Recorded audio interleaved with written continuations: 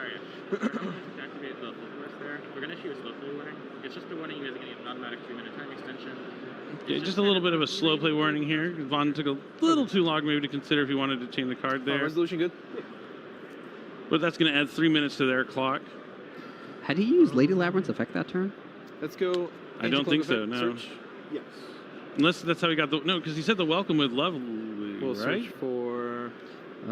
Yeah, because he didn't use welcome no, he turn set one. the welcome with his Chandraglier. Oh, yeah, that's right. Yeah, so he definitely didn't do it. Yeah, So- because there's nothing got reset to the back row, yeah. Yeah, so it's unfortunate he missed out. I guess that could be We'll why he search was for contemplating boots. chaining the Imperm to activate the Lady Some- Labyrinth's effect. Very true. So he's going to banish the cloak to add boots, and since the Phantom Knight was banished, Phantom Knight Tornscale is going to return from the graveyard. And now, since he controls that Phantom Knight, he's going to be able to Tornscale's special effect, summon boots from the hand. sending But he's going to first use the Fogblade effect to across. discard to send a Phantom Knight card. Gets that Fogblade in the graveyard. He can also send a monster he wants to summon back, like Ragged Gloves. Do you think he's going to be? He's looking for Arc Rebellion again? Or the attack points on the field to make it happen, to allow it to win the game? I think so. Possibly. Yeah, I mean, there's 4,000 just with his adventure package right there. We know Vaughn has infinite impermanence. Yeah, so he could use the break sword here, target that infinite impermanence. Break sword. But he would break sword? he would need to use the infinite impermanence on this break sword right Yeah, here. because then he can't get the Break sword. fours. Now we're in the there. fours. Target break sword. Target this set. So obviously he's going to chain it. Let's see if that forces out the Wandering Griffin Rider. It could, but that will reduce the total number of attack points on the field. So that Indeed. could Break also be sword. problematic for Devin. Not too bad. Thinking. Not too Devin seems to bad, know not his too deck bad. pretty well here. I'm a big Phantom Knight fan. Spoiler alert, I'm a fan That of looks all cool. Yu-Gi-Oh cards. I always catch myself saying, like, oh, I love this deck. I love Same. this deck. Yu-Gi-Oh is so diverse. It's one of the only card games where you can just, when you're playing a different deck, you feel like you're playing a completely different strategy. Like, it's not like you're just doing the same thing with different shades. It's completely different, night and day. It's true. There's really good flavor in every deck. Oh, definitely. That resolves. Devin There's too decides many he good doesn't decks. need to go for Arc That Rebellion, reason so he's right- going to let right there. Okay. Imperm resolve. After you guys slow play warning at the event, right? No. The warning, just, let's make sure the pace of play is good. Okay. So, not warning, but can you make sure your stuff is on straight on your zone? Yeah. Did that infinite impermanence target the Griffin Rider or the Break Sword? It looks like The break sword, yeah. It was Devin thinking about negating the infinite impermanence of the Griffin Rider. Okay, so that will prevent the Griffin Rider, the Break Sword from being destroyed and prevent Devin from getting the level 4 monsters he would need to make Let's go. Raiders Knight. No Raiders Night Yeah, for but you. he'll still be Bucko. able to Sending access. break sword. So he's going to use Forbidden Droplet, send the break sword I'll to negate have the- and negate the Ariana. Ariana. Getting our setup here for our pack So opening. now he has a graveyard full of cards. He's Easy. if he can find a way to go into Rusty Rarity Bardish and collection. then bring back that break sword, Shout he'll out be able to to destroy some Wunax. cards. It's Go going to be actually about watch cleaning up the their field stream. now I'm and just trying here to to win send with you that the Wandering route. Griffin Rider plus What's maybe that? like an interruption. So Wing? the Ragged Gloves is going to send down Wings. So now he has Wings and Fogblade in the graveyard. He got to put the Phantom Knight Tornscale back in the So graveyard Wings since it was effect. used for an Xyz summon. Targeting. So now he's going to banish Wings, special Tornscales? summon back Tornscales. All right, there he is. Fogblade effects. Same targeting effect, special summon a boots. different one. Boots and Tornscales back to the field. Oh, he could just go Forward. for another break sword. I didn't even think about this. He can just do it Break sword? again. There he is, second Break Sword. Now he's going to go for the Targeting Welcome itself. Labyrinth. Targeting. That's so funny. I think that's why he was thinking. He was probably doing the math and adding up, making sure he could still get to it. This is a tough one, actually, because if he chains the Welcome Labyrinth, which he can, it could add, depending on what he gets, it could add attack points to the field. And he'd use that droplet to have the attack already. Or well, I guess it. Which is irrelevant because now would he gain the gains same less attack. fewer attack points. But True. a monster being added to the Creative field with the Welcome Labyrinth He can't chain will it. increase the attack points of Arc Rebellion. Better if I'm like Indeed. over So here. he doesn't chain it here, but I don't even think it matters. It's still 4,000 plus the Lovely's 25? 29. 29? Oh yeah, that's still going to be enough. So we're going to have 9,900 attack points. Over This 850. is so good. Did I even add it to points? Let's see. Yep. Why is it so 2, good? 4, 7, yeah, 99 plus the Resonator and the Ariana's attack points. So Rebellion that's effects. more than enough damage if So this gain resolves. 2 plus 29. We'll go battle phase. Time for game. This is Oh, yeah, Phantom sorry. Knight Power going second, really showing you how he can use the power of the Wow. Arc Rebellion Xyz Dragon and Raiders Knight, two really powerful cards. And the worst part is if he goes first, he's going to have a good board also that you're going to have to deal with. So going first and going second, Devin really showing you why this deck is back on the radar. We didn't even get to see the Horus cards. This is just Adventure Phantom Knight. This deck has existed. This is nothing new. We didn't get to see any of the new cards. We could have been playing Phantom Knights this whole time. I still have my deck, Bro's just waiting in to see if he's sleeves. I would dead or never not. take He it doesn't apart because I even just love know, the Phantom Knight dude. Look strategy at his so face. much. But it's awesome to see them back in Oh. action here at a YCS level. 10K. Yeah, very cool. I did not anticipate a Arc Rebellion Xyz Dragon 10K instant attack win per 2 games in a game. row against Labyrinth. Dude. Particularly given how He just had to play defensive through the Labyrinth back deck row and then is. just crash over that. Yeah, but just having that Ariana in attack mode is just so devastating sometimes. Like, yeah, that's what I was trying to Let's talk go. about. Maybe he was going to consider a strategy just to make sure I he love doesn't that. have I love any it when monsters in gimmicks, attack like, mode, win. because Like- that Arc Rebellion will always be able to attack over it. You just It- leave it- that it in is the attack only monster mode, that bro. can attack. So if you just have a monster That Ariana was just left in the dust. Poof. Gone. No mas. Damn, dude. Was that the Dark Rebellion dragon? Hold on. Hold on 1 second. Check this out. Where is it? Oh, well, that one works too. Okay, check it out. Here's what we got for you, bucko. I earned these too. So here's the deck he just played. Phantom Knights. Shout out your boy going to Nationals 2016. And then this is the card that he just won with. The Rebellion Dragon. This card. I thought this mat was ass. But it's actually pretty cool. Like, it's got like the stained glass. Dude's got stained glass for wings. It's pretty good. Pretty good. We're in the watch party here. We're going to see if we can actually get someone on here and do a little discussion. Where's our homeboys at? Maybe I can make this work through Discord.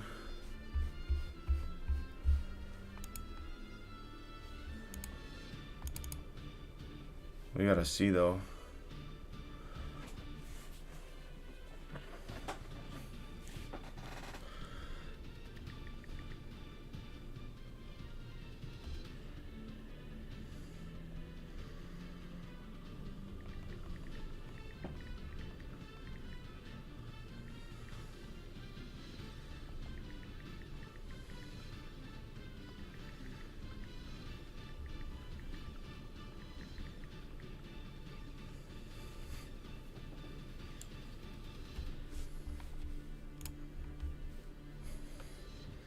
It's a mass illusion, like an intrusion. I'm about to lose it with this music.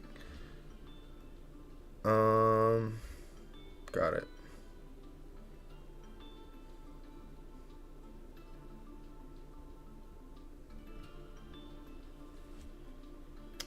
We're gonna see if he joins here.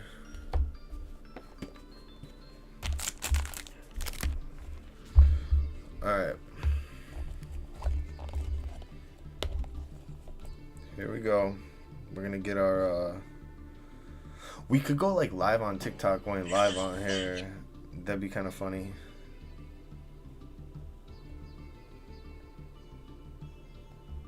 Welcome to What's in Your Backpack.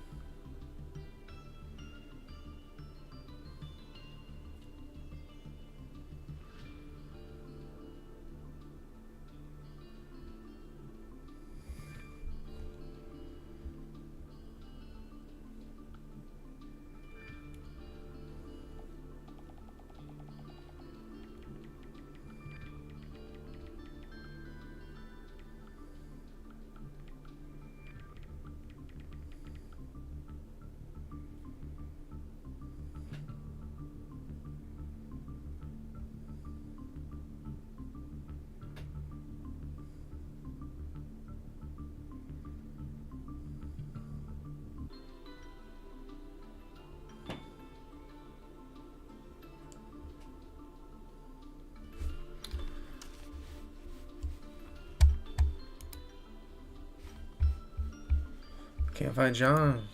Long John Silvers. Where'd he go?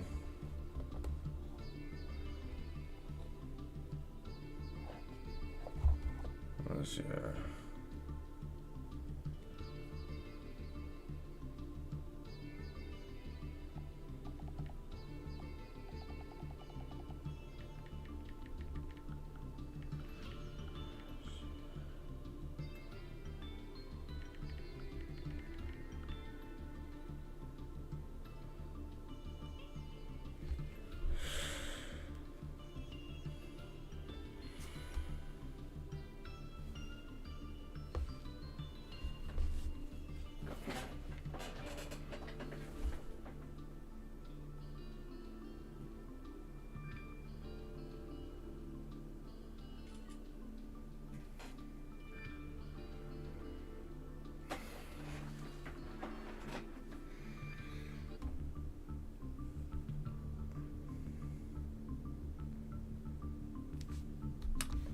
Alright, what's up, y'all? Actually, I can even just like stage this like this. Alright, we're gonna just review what happened for TikTok quick. So look at this game, right? This game's insane. Those quarter century Alright, really pop, though. was this? Yeah. So this is the first game, right? And bro just does this stuff that. Hold on, I'm sorry. Excuse me. Alright, so dude gets to the break sword. He does the break sword pop. It lets him summon. What does he summon? What do you guys think he's gonna summon? Play that I'm sure Duel Links players are very familiar with. Now, going second, when Fan Knights are going second and they're able to access a rank 4, there's a specific rank 4 that's pretty scary. There's not a rank 4, but it's Raiders Knight. Then you can go into something like Arc Rebellion and Siege Dragon, and then you can get a lot of damage out really quickly. Oh, it's not even this. I thought it was this one. It's Arc Rebellion, not Rebellion. Hold on. Is it though?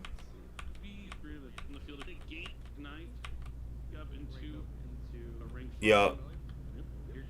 Rebellion. I mean, it's kind of the same. It's kind of the same. There's the more damage that he's gonna need. Gonna use monster on the field. What's up, guys? Thank you for joining. We're gonna do our pack opening though. So this is what he does though. All right, so he gets it. It's like 10,000 attack, and he just attacks over. He does that the first game, and then watch this. Watch this. You won't believe this. You won't believe what happens. Gonna go for a random. From that graveyard to add right of chains here from Decline to. All right, we're trying to find it. pretty funny. Okay, so now he has Stokesy. He got a pop. Dude's feeling good. Okay, come on. It's a little bit past this.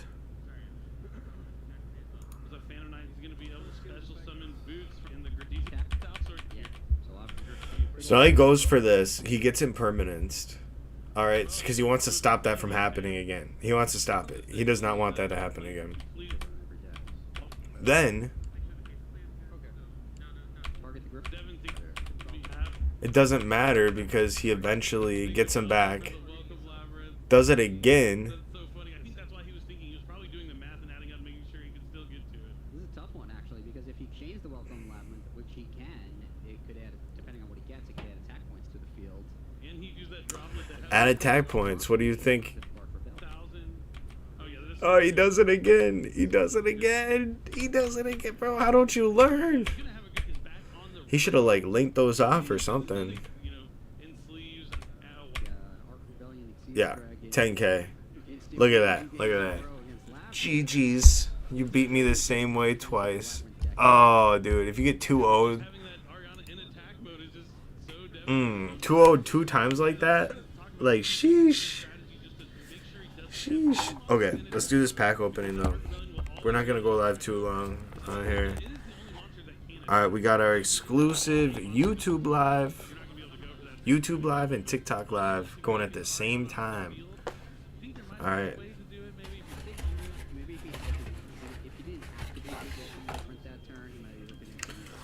Here we go, guys. The moment y'all been waiting for. You ready? The Rarity Collection. Here we go. We got that close-up. You heard? Oh, Baron. I think that's like $3 at least. Back card. Hey, dude, we just saw this. We just saw it. Okay, I gotta show you guys too. I'm true. Okay, there we go. We pulled the Tribini. We just saw that. We pulled the Baron. There's the Baron. All right, this is for TikTok though. Next card, get a hit. It was Downard. TikTok's gonna see first. Dude, Prosperity. Let's go, Prosperity. I think Prosperity's and an evenly. Bro, Prosperity and evenly. These cards are insane. Are you kidding me? Prosperity and evenly? Let's go. Let's go. That pack is... Guys, look at this. What more do you want? This is considered bulk. That's the craziest part. This is considered bulk. This is considered bulk.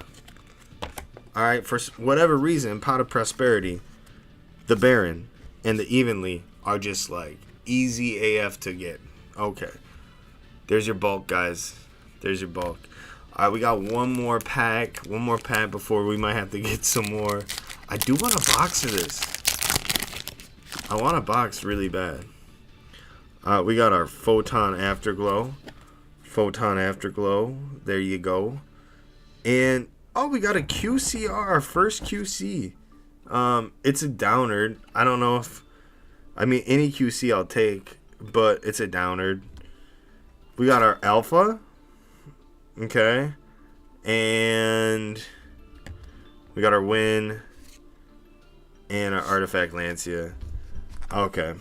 So, nothing too crazy. I mean, we got this this Downard, which is pretty... Like, look at that. Or we can be making Zeus and making them cry. But we should hopefully have another match here soon. I'm going to just leave this up a little bit. And yeah, we will see what happens. How do we not like our Team Wunax yet? Yeah, guys, go check out the actual Team Wunax. Don't watch my stream. Go to Team Wunax's stream. Go support them. We got some chat going on. Nobody responded to me yet. That's why I took the chat off. Oh, wait, we could go up a little bit more. Yeah, bro, there's 7 versions of that card. 7 versions. That's insane. Ooh, that looks really sick.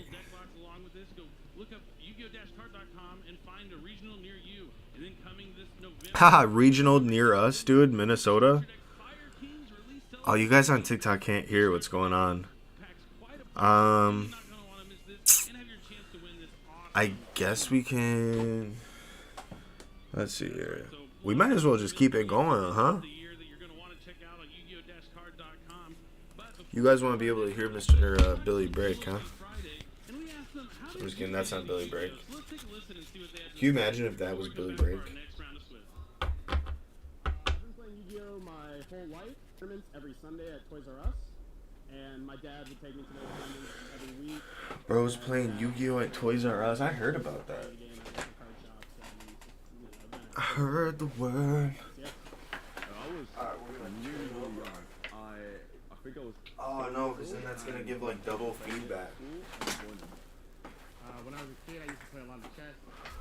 Well, we're probably gonna just keep this running. In TikTok, we kind of just used you for the pack opening, which was fun. If you want to recap, if you didn't see, here's our recap. We got the downward QCR. My lighting's horrible in this. Okay, there we go. We got the downward. We got the Alpha. Got the Galaxy. The Evenly. The Baron. The Prosperity. Guys, I paid $25, I think, for that. This card's probably at least like 10 or 15. and then I think like it's probably one of the lowest ones, but just like these reprints are insane. We got the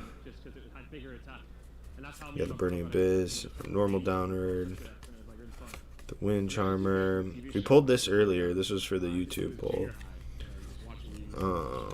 But yeah, this is all out of the same box. Dark Ruler no more. So like, if you are looking to get into the game competitively, this is the set for you because it has some of the best cards that have been expensive. Like this card was like 25 to like $50 like for freaking almost 5 years. Like it's just crazy that it's been that long. But okay, maybe like 4 years. Look at that Effect Veiler, that's nice. You got the Chaos Space, you got the Magician's Salvation. This is another. Is this ultimate? Yeah, this is what the ultis look like. Like it's textured. Look at that. It's like, that's why people say gold rare, because it's exactly the same texture as gold rare. And I mean, I get it. You don't want that. But look at this. Should I just keep on going through this stack? I could like put this on repeat because we keep on getting more viewers. I'm just kidding. We got the Downward Magician. Alright, we're gonna get back to the stream here. I think I'm just gonna go back to one of the earlier matches so you guys can actually see. This guy got cooked, bro. This guy got cooked like some bacon on a Sunday morning.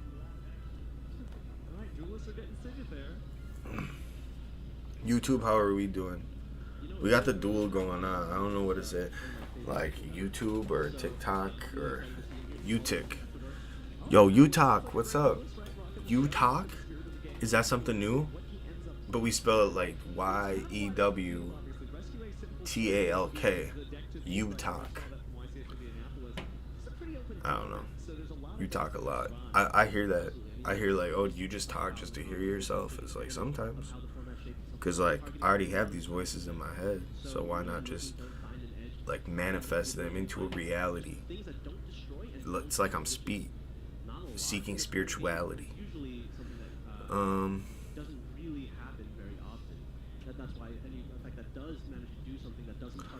Alright, we're gonna end this TikTok. Thank you guys for joining. But we're gonna keep on rocking with this live. And you guys already seen this, so we're just gonna go back to the Yu-Gi-Oh advertisements. Oh yeah, I guess if you're here, here's a little room set up. We got the room. It needs to be organized. I collect amiibos, obviously. Amiibos. Marth is the GOAT. Marth is definitely the GOAT. But thank you guys for joining. Pizza out.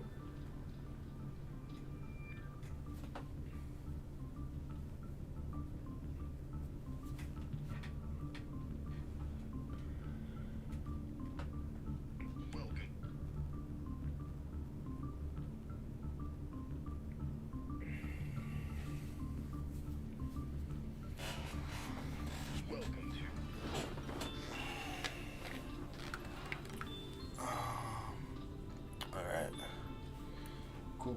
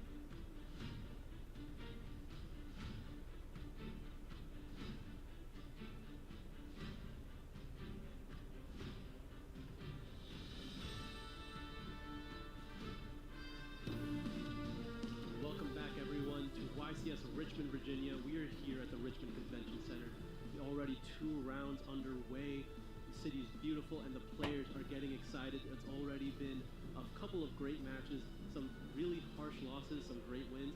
Players are duking it out. We had 1,441 players, only 357 still undefeated. Again, every single round that number's going to keep cutting in half, and then eventually they will be going to just the top 32, but there's a long way until then. We have a few more rounds, and we're here for the round 3 feature match. So we're going into round 3. Something you always have to remember is there's a group of VIP duelists that didn't have to play the first 2 rounds because they already had found a way to win those 2, whether it be winning a VIP qualifier or winning a UDS championship. So they get to start off with a 2-0 record, and those players are now added into the tournament. So it's going to be increasing the total amount of players, but they do come in at an undefeated record. They do. Those Ultimate Duelist Series belts are more than just something that looks cool. It basically gives you, again, that VIP status. So you're coming into the tournament with an undefeated record in round 3, which just kind of feels nice that you don't get that warm-up, though. That's the difference. Yeah, no warm-up, but a great cushion. But we'll have to see the players are ready right now to go into round 3. Will they have the buys, or will they just have made it this far by just winning the first 2 rounds naturally? It probably doesn't matter, but we'll see. Scott here from Fayetteville, North Carolina. Favorite card, Dante, Travel to Burning Abyss, a fan favorite across the board. That's a great one. Looks like his opponent will be... It's Pakulant. Looks like he is going to be playing... excuse me, his favorite card is Prank Kids Meow Meow Moo. Wow, bad memories with that card if you played against it, but it is a powerful card indeed. Yeah, it's a good thing he can't play today. Players are sitting down. We'll see what's in those deck boxes. Obviously, there won't be any Meow Meow Moo. Yeah, Pac really made a name for himself with that card, winning his first remote through YCS, and since then he's won a 3v3 YCS, trying to do it like on his own in the main stage IRL here. Definitely really proven himself as a player in such a short amount of time. Oh yeah, his career has just sort of rocketed up to the top, so I'm very curious as to what he's going to be playing here. Very well-known duelist, certainly for his online presence, but also not just an online presence, in-person numbers. You're right, he has done a lot of tops in a very short amount of time. And his opponent is no slouch either, so this is going to be a fun duel one way or the other. Yeah, either way, all credits aside, they're both 2-0 here. That's all that matters. Just the person in front of them. They're going to try to win this, go on with another extra cushion going into the rest of the tournament. It's still a long tournament ahead. It's like, really, nothing's been decided yet. No, not yet. Even if you lost your first 2 matches, don't worry, you can still make it, right? We always hear, hey, can X2 top? And it's one of those things where you just have to keep on going if you're going to get that another versus Plutonia trophy. Absolutely. No, Pac's really hunting for that trophy. Technically already has it, but he wants to be able to do it on his own here. Now, he is playing something a little interesting. I'm not going to spoil it just yet, but I think this matchup could be very exciting, seeing something we haven't seen in a very long time. No, it's one of those decks, and again, I'm not going to spoil it either, but I think enthusiasts of this deck will be really excited to see it. It's gotten a lot of recent support, but it hasn't necessarily taken the center stage. I think it might be one of like the last unfigured out matchups for a lot of players.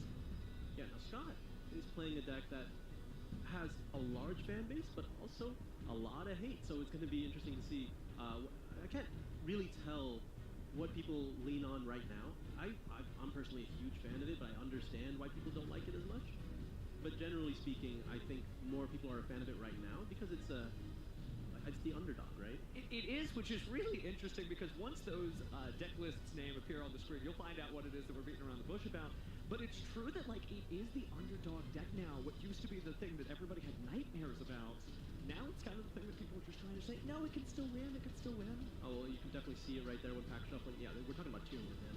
Like, tier is definitely one of those decks that can just do so much, but we saw that it didn't perform nearly as well as people expected in YCS Monopolis. Even though it was one of the most represented decks, it just kind of fell short.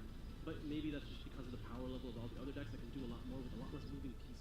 True, to a degree. Tearlaments it's got that Lightsworn lottery feel to it, right? If you send those cards to the graveyard and they have effects that can activate, that's huge. Or the alternative, you could just end up sending your most important cards and searchers and tech cards. So we'll have to see what happens here, but it is funny that Tearlaments is, well, going into game 1, we're going to find out what Tearlaments is all about. So this is going to be a very important dice roll, as always. I think both decks are very capable of going second, but it's just always ideal to go first. Alright, looks like Pac will be opting to start, and we see an effect dealer, a reinforcing the army, a Noble Knights Museum, and a terraforming. He's already got some great 1-of starters. It's got 2 copies of Museum now, which is always great. So I have technically 3, but that card's not once per turn. That's what's so wild about this deck, is that warriors, throughout the ages have always been good. but not having those hard ones for turns makes them even better. 1 is here, 4 is here. Okay, it seems I was mistaken. Scott was actually going first there. He won the roll. Going to reveal Danger Mothman after setting one. It looks like it's going to hit the Teal'c Rhino Heart. So it's going to be able to summon itself and draw another card. We have a Tear Cache and another monster in hand. Yeah. Rhino Heart's going to be able to discard a card. Is he going to discard that Tear Cache, or do you have another Teal'c? Nope, it's going to discard that Tear Cache here. Chainlink 2 Tear Cache, going to send the top 2 cards of his deck, and then he gets to decide what he sends off that Rhino. Send. Looks like Danger Nessie, a Trip Karma.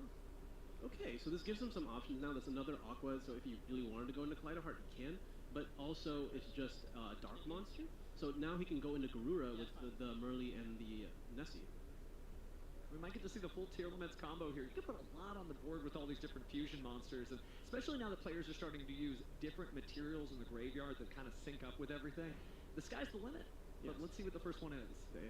This makes a lot of sense. Scott's going to go ahead and summon the Mud Dragon using the Mothman on the field, so now he can go immediately into has some form of protection for the remainder of his plays. He's going to use the Bomb Shark here. Yep, he's going to force out the effect Veiler because otherwise Totally Awesome would be on the field. And Totally Awesome is awesome more than just name alone. I mean, that effect negation would have been huge, but it's not an issue. Looks like we're turning over the Planet Perlino, though, so we're going to grab Visa Starfrost or a Tear Laments card. Almost certainly a Tear Laments card. I imagine Tear Laments Sheeran. That looks like a Tear Laments Sheeran. Yeah, just from the 4-star. Yeah, well, we already saw Rhino. We already saw Tear Laments Kashira. Although another Tear Laments Kashira wouldn't even be bad. But I think Sheeran makes a lot of sense here. I'm surprised Scott's having him back to deck. Cause maybe if you already have Pearl Rhino, you probably use that Tribute Karma to search a copy of Scream here. Sure. Looks like we're going to be using the Sheeran right now. Gonna get, oh my god, that's Hellbeck. Mm-hmm. So we're going to be sending the top 8 cards of Protector. First from 3 from Sheeran, and then 5 more from Kelbeck from each player's deck. You can see on Pack Space he's not happy about it. Mm-hmm. Now losing that Nibiru actually might be huge for Pack, considering that its combo is going to be long and summon intensive. But the other 2 hits, well, they are hits, right? Having those Tear Lament effects in the graveyard are huge. Yeah, I'm not usually counting the non-hits. I'm trying to count the amount of hits, and 2 out of 3 is great. It is, it is. What are the channels? 1, 2, 3. Yeah, so Chainlink 1 was Havness, Chainlink 2 was Kelbeck, Chainlink 3 was Scream. Scream's going to be able to add a Tear Laments monster from his deck to his hand. Kelbeck's going to send the top 5 cards of both players' decks, and then Havness will be able to use whatever materials were now then sent to try to make another fusion. Looks like Tear Laments Kashira was added to the hand. Makes a lot of sense. That's like the last monster you definitely want in your hand here. So Still no normal summon committed. Not yet, and usually you have to kind of like do some gymnastics to get all these Tear Lament effects resolved. He's got most of them actually resolved already, and now we're sending those 5 cards, and there's some huge drops there. Yeah, not only revealing what Pack's playing, but big thing, a lot of those Noble Arms equips are 1-ups, which is going to be really important because that means you don't get to use a soul for 4 anymore. Like, I don't imagine he's playing another copy of Different Dimension Reincarnation. You probably, I think the other one was a Durndal, so that's fine. You definitely play 3 of those. But I think that's the one Almace as well over there, the quarter century on the top. It looks like we're seeing Draco Staplia over there, and you're right about those cards being lost to the Tear Lament strategy. That might be an interesting additional layer for this particular matchup, because it's a combo deck, there's so many 1-ups, hey, they might get sent to the graveyard by Tear Lament cards. I didn't even notice the Agido hit here. Like, once you see one, like, again, everything just keeps coming, and now we get Scream to add another copy of Sulik here. Interesting that, like, and that's Grief as well. Grief would go after a Banish Trap card, nothing there. But you can use the Tribute Karma. Okay, I think maybe he wants to, instead of like necessarily going for Scream outright, maybe he plays a copy of Crime and he wants to just guarantee having that. Like, he just wants to see what happens before he makes that the use of that search that can technically get almost anything in his deck. Well, the benefit here for Scott, too, is because he's going first and playing Tear Laments, and he did hit those Ishizu-style cards, he's able to see those cards in the graveyard, know what matchup he's playing into, and set up in advance of that. Right now, just taking a look at what his next move will be. Like a Tear Laments Kashira, resolving, banishing the Tear Laments Kashira in the graveyard. Gonna send the next 3 cards from his deck to the grave. Definitely nice to play in the TCG, unlike Master Duel, where it's at 1. So there was a Merly and a Rhino, both already used each of their effects here, except for Merly on the field. But you know, I don't think that's really happening anytime soon. Now, do you think there's a possibility, since he hasn't used his normal summon yet, that he might even make another Xyz monster? No, I guess he only has the 3 there, but there's so many options he can still play into. Use that as well, right? Yeah, well, he has no effects that he can activate at the moment, so I think he just has to start climbing into his extra deck. He can go into Dark if he wants to. He can just go straight into SP Little Knight, or maybe Cross Sheep, and then try to set up another fusion play later. Yep, there's just going to be the SP Little Knight. Not really like creating that much of a field yet, but the Sheeran as well as the Corano, I didn't see if he hit any of the shufflers earlier, either Keldo or Medora. I didn't see them. I saw a lot of spells and traps, so not necessarily. A lot relying on this Sheeran hitting the grave. Not necessarily the underworld factor. Beautiful terraforming, by the way. Alright, so going into the deck, Ravenous Field spell. Did draw an effect veiler, by the way, isn't going to be much help right now. Yeah, not necessarily the card you want in the moment. Yep, there's going to be that third copy of the museum first hand here. Noble Arms Museum able to pay 1200 to add a Noble Arms equip spell from your deck to your hand.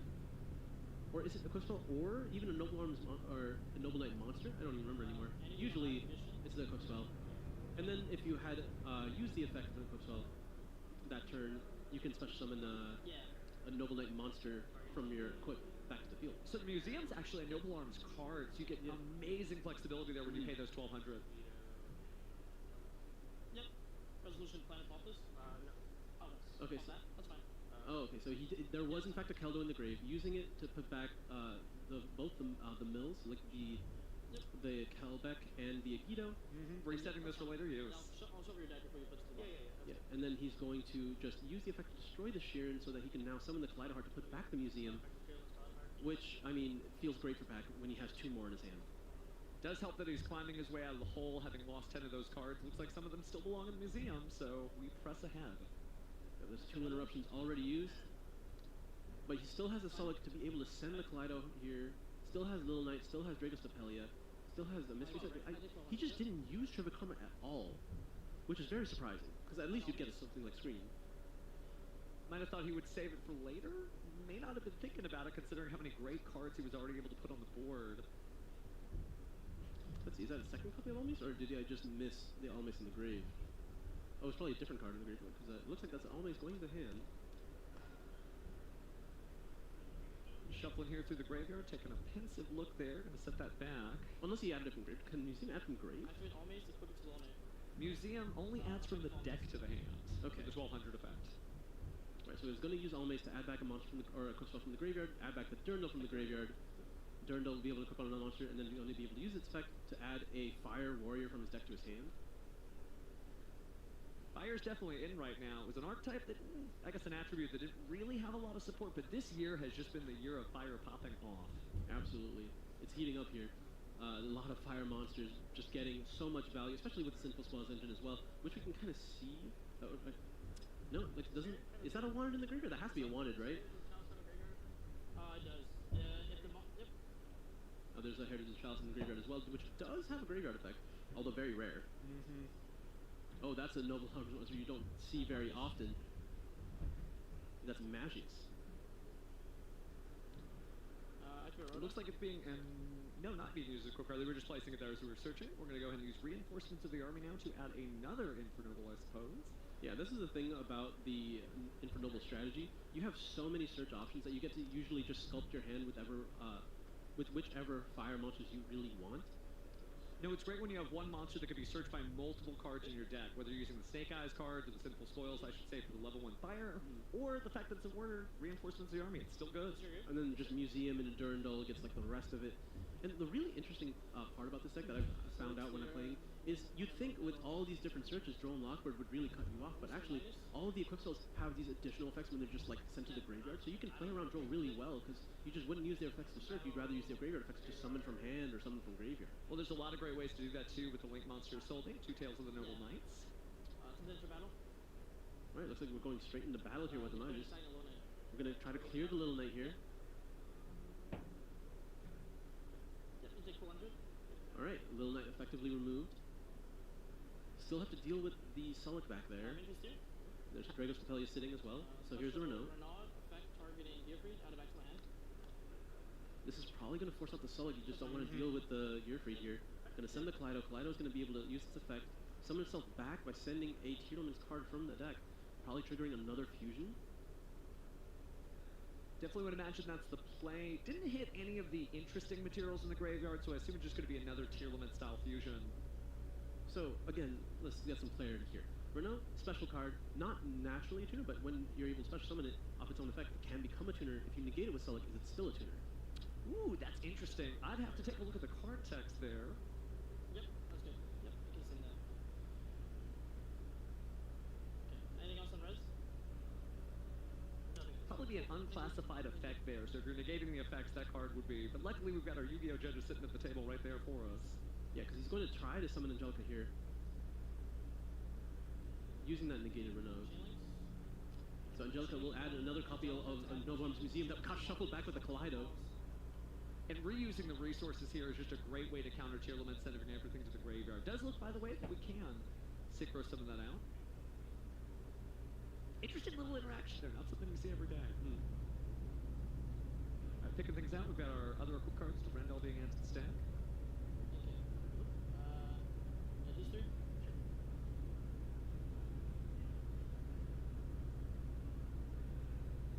This is like the only target card, right? Alright, looks like they are still figuring out what we're doing. That's for the draw. So yes, this is Maj's effect. When sent to the graveyard, he gets to shuffle back 3 other Fire Warrior or Noble Arms cards, so he gets to recycle some of his engine here. He gets to put them back, and we mentioned it's really important to have those in the deck earlier for the effect of his souls, because likely you're trying to go for something maybe like 4 if you're not going for 1. And then being able to put them back can give you the resources you need. Does make sense that Pakawat would go ahead and include ways to recycle stuff, because you can't just rely on sending your equips to the graveyard that one time with the Soul Day and think you're going to win from there. You do have to have a backup plan, so this is really helping him claw through the 10 cards that he lost earlier in the duel. I'm surprised Draco's Tapelia wasn't used up to this point, because, I mean, I guess if you don't have the matchup knowledge, you don't really know how important each of these monsters' levels are, but turning the Angelica into a level 1 would have been really important here, because now, with Majus going to the Spell Trap Zone, Museum's going to be able to special summon it out, Museum effect, summon this? and now he's going to be able to go into Charlemagne. You're definitely right that the Drago Stiglia could have been used to stop just the Synchro Summon. We wouldn't be here if it weren't for that, so maybe he's using it and he's holding off, but again, I think this is one of the last sort of unexplored matchups. We don't see a lot of these decks. What do you think that is, though? Why, with such a great deck, why aren't people playing it for Double Horn?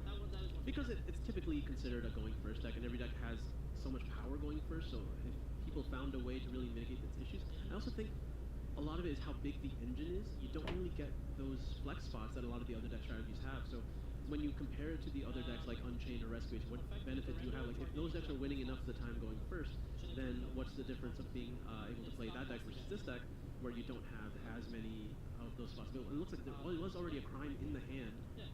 Oh, I see. So that's why we didn't search it. So we're saying no to the Rendell's effect.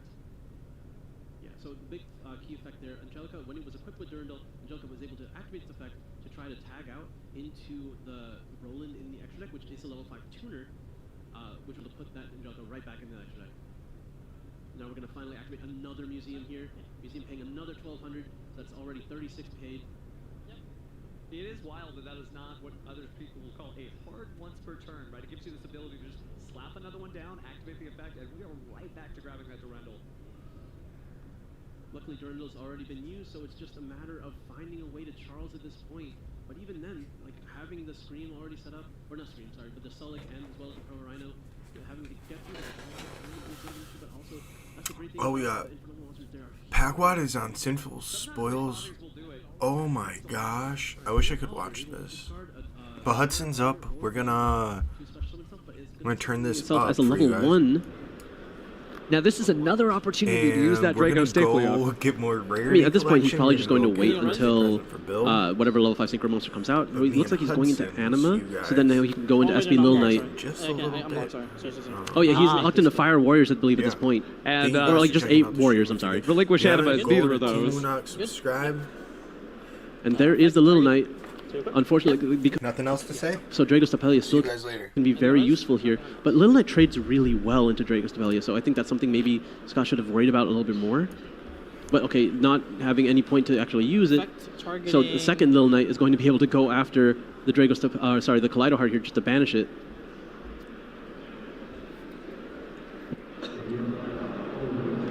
Certainly interesting to see. Okay, so it is going for the Kaleido Heart. Yeah, and then you chain, then you just chain it to banish the Drago's Tapelia. Drago's Tapelia is effective. Well, like, the counter can still be there, but I mean, not that Little Knight's there to even have the counter, but so all the monsters are removed. So practically a fresh game board here with just 2 field spells on the field and 1 trap. Yeah, but it's just a Veiler in Pax's hand to a Drago's Tapelia on the field.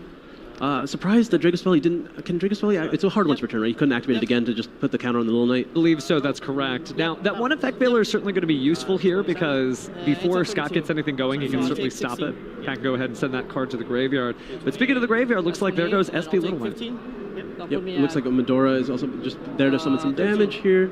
And now if Scott has any way to play, he can start setting up. Or maybe he just uses the Medora on the field, puts back some Tearlaments monsters, pops the Scream, and then searches Tearlament Kashtira. Try to play that way. Not a bad idea, but he's in the driver's seat, so we're going to have to see where he's looking at. He's going through the graveyard. Like, losing the Kaleido Heart here is really rough, but there's already 2 Little Knights in the grave. Luckily, the graveyard is a very strong resource for the Infernoble deck as well. Yep, that's good. But requires you to at least put a Warrior on the field. Effective Medora? Yep, he's going to use the Medora now. So, after paying half his life points. Yeah, you don't usually see that pop out from the hand.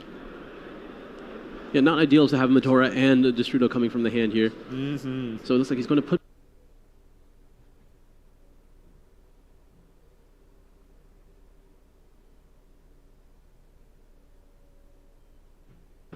Resolution effective primeval planet.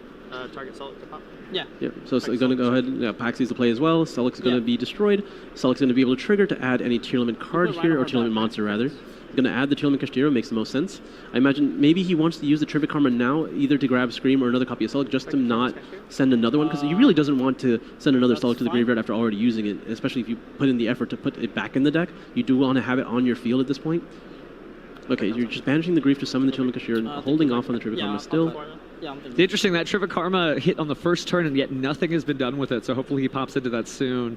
He's going to cut through the deck here. It's been interesting to see. He's establishing, like, I don't want to say like a non-linear board, but it's just not usually like the stream of Tearlament plays that you see. At the same time, though, he did have to summon that Medora from the hand. He did have to pay that half his life points for Destrudo, so we are kind of getting things out of order. Okay, there is a Scream and a Malicious rewarded for not using the Trivia Karma here. You're able to get the Sullic for free or the Crime, depending on which one you want. Looks like it's going to be... Resolution, I'll Veiler the Destrudo. Looks like Sulliak from here? So back to level 7? Yeah, it should be. Yeah, so it looks like he's going to Veiler the Destrudo to make it back to level 7 to prevent a Baron de Fleur from hitting the Fear. Effective Trivia Karma. Yep. Yeah, Trivia Karma finally being used here. Maybe going for Scream? We think Scream would be hugely helpful just to set up those plays on Pac's own turn. Just so, like, if Pac has to commit anything to the field, then Scott just gets to immediately play it. And it looks like that is going to be the Scream. Hopefully it's a Sullic as well. And now he has access to Malicious. So, yeah, activating Scream, and then you just...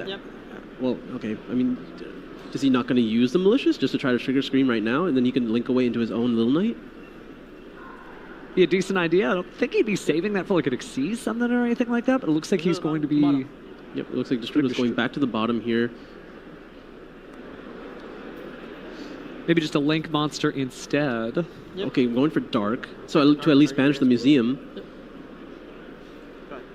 Oh, and he's just going to keep... Ooh, how does that work? When you because they return to the field, they still return to the same sides they were in, right? They would return to the same sides that they were in, that's correct. Affect Museum, so I go to 100. Okay, Package is down to a measly 100 life points now after paying for Museum 4 times. Trying to make it work, that's the thing. Just because you're behind in life points or your strategy isn't working out doesn't mean you have to give up the duel, and Pac sees a path to victory, so let's see if he can make that happen. See, this is the big reason why I wanted to have to use a Malicious, because you don't even have a Tearlaments monster on the field right now, so your Scream and Sullic don't do anything. Maybe he's got a Havness in hand, but I don't Or another Tearlaments Kashtira somehow? Possibly. But he does need a Tearlament if he's going to use those effects. He might have just been setting it up just so we could have it in advance, but that seems a little ambitious considering this duel's not over yet. Shuffling through the graveyard there. Did I miss another copy of Malicious already being sent to the grave earlier? He definitely has another one, right? Okay, so there's Richard Eto on summon. He's going to be able to special summon back a level 4 from the graveyard. To summon it back. To negate its activated effects, but also may turn it to level 1 when it was already level 1, but just in case. So, but it's negated, yes. Okay. So it is negated there, even if it doesn't get changed to level 1. Really the first time we've seen that card make an impact on this duel, which is strange because it's had a lot of chances to do some stuff. And now, like, this is the interesting part. Magus Effect target Recordata to equip it. Because Museum was used, he is able to It makes it unable to special summon any of those monsters that he is going to be able to equip. Yep. And like to the Museum, he's just going to chain the Little Knight to make sure the monster's not on the field, which is really all he needs. Because it's going to be really difficult. And it comes back on my side, right? Now the question is Okay. Pac going to pay 1,200 life points, one more in this duel, and have that anime protagonist moment of having 100 life points against his opponent? I believe he currently is at 100. He's already paid that last 12. He's just hasn't been updated yet because he mentioned being at 100 earlier. He has almost to be able to add a card back from the graveyard, but I don't think it's going to be enough here. Because I believe it only adds a Noble Arms, and he needs to add back the Gear Frame, the Gear Free to even have a chance. Nope, it's going to be a concession here. Tearlaments takes game 1. Interesting duel for sure. That Tearlament strategy, it still works, obviously. It's not necessarily luck-based, but it's true. You just need those cards that have effects when they're sent to the graveyard to be sent to the graveyard. And for Scott, that's exactly what happened. But now Pac's got a little bit of insight there. You can see him thinking, maybe what is he going to side deck, etc. I mean, Tearlaments has some obvious weaknesses, so there are great cards that you can side deck, but what do you think he's going to pull in? I mean, for the Tearlament strategy or for the Pac strategy? For Pac strategy, trying not to mess with his own graveyard, right? You couldn't just necessarily use a Dimension Shifter because that would hurt you too. I think because he knows he's going first, he's not going to change anything. Like, he's going to put in, like, maybe cards that interact with the graveyard instead of some of the other interactions in the hand that he had. Like, maybe instead of Drone Lockbird, he puts in DD Crows or something along that line. But he doesn't touch his engine at all. And he just tries to play his game, because effectively, this is what Pac was trying to avoid, was this kind of matchup. He wanted to play against more of those mid-range styles. He wanted to play against a deck that doesn't necessarily put up a bunch of interruptions, but just some, and then try to capitalize on the turn 2, because his deck is more powerful than theirs, and he can play into those interruptions. And because we talked about earlier how non-targeting, non-destruction effects are really strong in this format, and he has access to Gear Freed, and that's one of the most powerful ones printed in a very long time, and he's probably just trying to take advantage of that. Not going to be that useful against a deck that puts out as many interruptions as Tearlament, and unfortunately we saw having access to both Yugioh and Kelbeck turn 1 was really too much for Pac to keep up with. This graveyard and the field was just too set up at that point. I think he just wants to avoid that, just play his own game, set up all the interruptions that his deck naturally puts out, and then just go from there. Certainly, on Scott's side, I think he doesn't really have anything to worry about. He's just playing Tearlaments. I mean, that deck, it's not linear. It's specifically the opposite of that, because you never know what's going to happen with Tearlaments. But you just have to kind of play the deck and see what happens. You can't really overthink it. You can't say, oh, I'm going to use these effects, because, again, you don't know what cards you're sending from the top of the deck to the graveyard. You need to have, like, some form of plan. You don't want to just activate effects willy-nilly. You need to plan out what you want to end on, but then just kind of gravitate all your effects toward that. You want to play to your effects that you're sending from the grave. You don't want to just do it at random. That's like the biggest mistake I see a lot of people make when they play Tearlament, is they don't have a plan. Even though it does seem somewhat random, you are still choosing to activate all these effects to go toward a direction, and that's the biggest thing. So what you're saying is Tearlaments is basically like Jack's supposed to be. Yeah, you need to know where you're going, right? You can get there however you want, but as long as you have that direction in mind, that's the goal. If you don't have a direction in mind, you get lost very easily. Looks like Pac is going first, if I heard that right. That makes the most sense, right? He doesn't want this to happen again. Exactly. Barring like a halfness and just some really lucky sending cards to the graveyard hits, it probably isn't going to look like the same first turn last game. Yeah, I mean, it could be, the Desperation Tearlament Kashtira, banish a card in your hand, and that could just hit Kelbeck Yugioh, and anything can happen from there. Right for the slot machine, right? Mm-hmm. But you don't see the Desperation Tearlament Kashtira that often anymore. And looks like the players are ready to start Game 2 here at the Round 3 feature match of YCS Richmond. Oh, and that's a very strong start here. We get to see leading off with Kashtira Fenrir. I imagine not activating Spec just yet. Yep, going into the connector here, trying to get access to Neospatian Aqua Dolphin. Oh, that's a fan favorite for sure, and beautiful ultimate rarity. Are we going to go ahead and use the discard effect to see if there's any hand traps? Pac never slacks when it comes to the rarities here. He's going to probably use the effect, try to look for that Drone Lockbird, maybe a copy of... Well, I mean, realistically, it is only Drone Lockbird, Ash Blossom, Infinite Permanence, Effect Veil, all would have been used already. Not that he could hit Infinite Permanence anyway, actually. I guess Impermanence would just stay in the hand if that was the only response that Scott had. But, I mean, it is Tearlament. You probably just wouldn't even do anything. Now we're actually activating Kashtira Fenrir. Looks like he doesn't even care about Droll. He's going to add the Rise Heart, which is just a Fire Warrior extender. And then activating Wanted. I guess he figured if Aqua Dolphin was needed, you probably would have had that hand trap hit on the Neospace connector. You don't even want to see that on the board, so why discard one of your cards if you don't have to?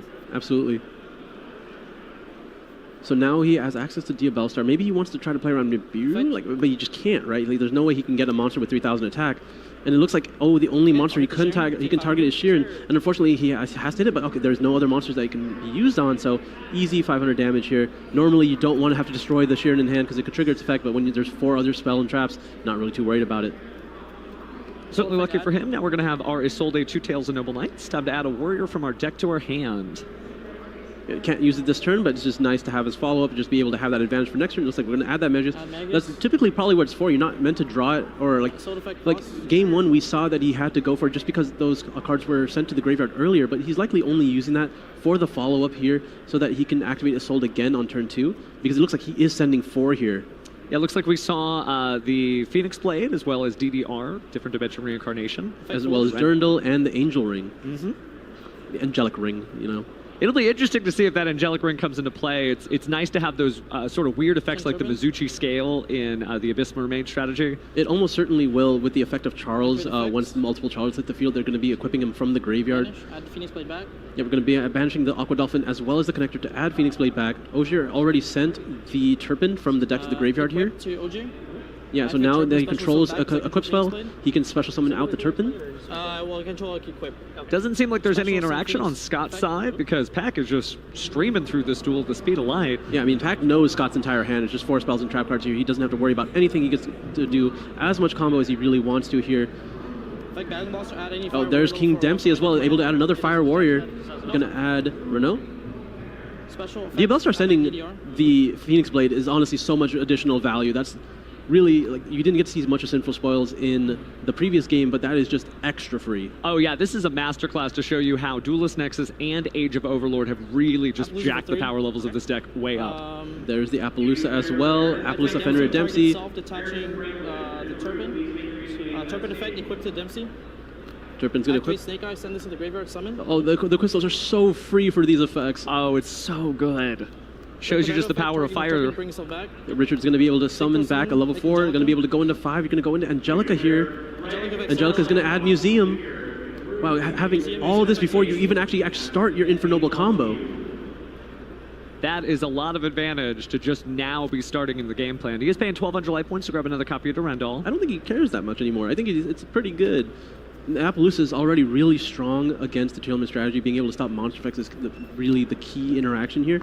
The only issue is sometimes you get to block those effects within the chain with the spells and traps such as Sulic and Scream. But we're already at such a strong position. You're going to use the Wanted now to just get another card instead of focusing on the follow-up here. Did I see that right? Was that an Ash Blossom? He drew off that one card? Oh, yeah. Oh, that is incredible. Think about it. Effect Bailer, Ash Blossom, and he should still have the Nibiru in his hand. He definitely does. And yes, I do not know how Scott is going to get out of this, barring some power card that he drops at the beginning of his turn. Oh, he won't. Because that's the thing about Infernoble. It's still so good at dealing with all the power cards because of the equip spells giving the lingering effects to the monsters in the field.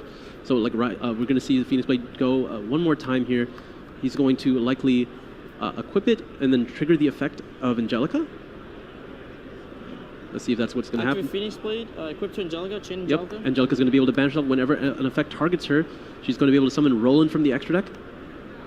Now, unfortunately, Roland will not be able to use its effect when Synchro Summon to be able to add some cards during the end phase and get all the beneficial effects, but he's able to send a Fire Warrior to the graveyard and special summon it, which is still fine because it's a level 5 tuner on the field, and now he just needs to summon a level 4. Oliver, discard, summon. Okay, so now there is another level 1 tuner in Oliver. Yeah, just a masterclass to get to see this deck. I think he's used pretty much every summoning mechanic except for Fusion. Yep, so there's the Little Knight, just getting rid of those extra bodies here. Effect of... There's the Ogier. Equipped to Captain Roland. Yep. Now, Scott still sees a chance, obviously, because he hasn't scooped at this type of field, so he is, again, just waiting to see what the next draw is, maybe fight this out. I mean, he's already up a game. He just wants to see what the deck does, right? Would be nice to have a forecast into the final board. Effect target. Yep. So if you're not familiar with the effects of Charles, Charles is able to equip monster on, or it's the effect of Roland in this instance to equip to the Charles, and then you're able to link away Charles into Great Emperor Charles, which copies all of its effects, but also gives it an additional spell and trap negate. DDR pitch.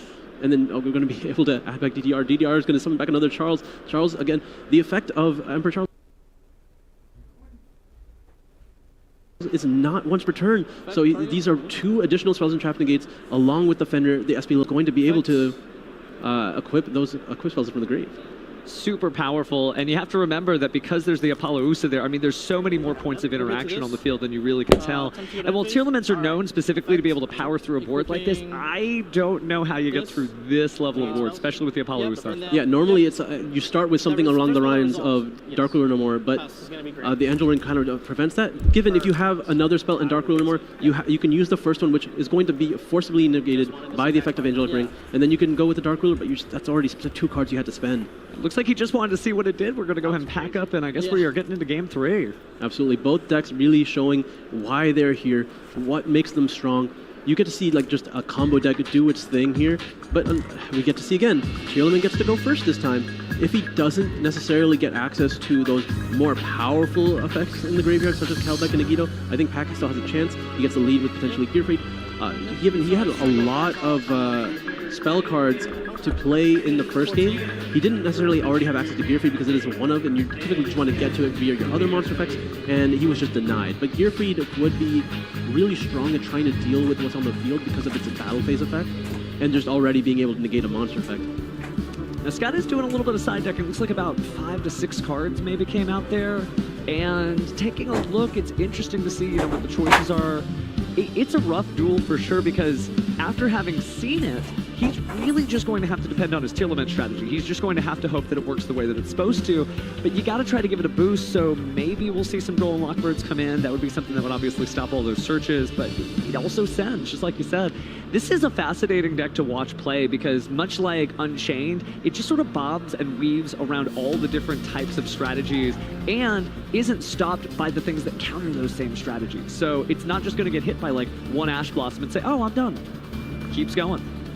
The one big thing, though, is when you have to play against those cards into a field, it's not the same conversation. You're able to do these tricks to try to play around them because you have the, like, you don't really have to deal with anything else most of the time. It's like 1 or 2 things that you have to play around. When you have to deal with those in addition to what the other strategy is doing naturally, that's what makes it truly difficult. And that's when cards like Droll, Lockbird, and Nibiru are at their most powerful, is when you're playing into them as well as what the other strategy is naturally doing, because you just can't really play into both.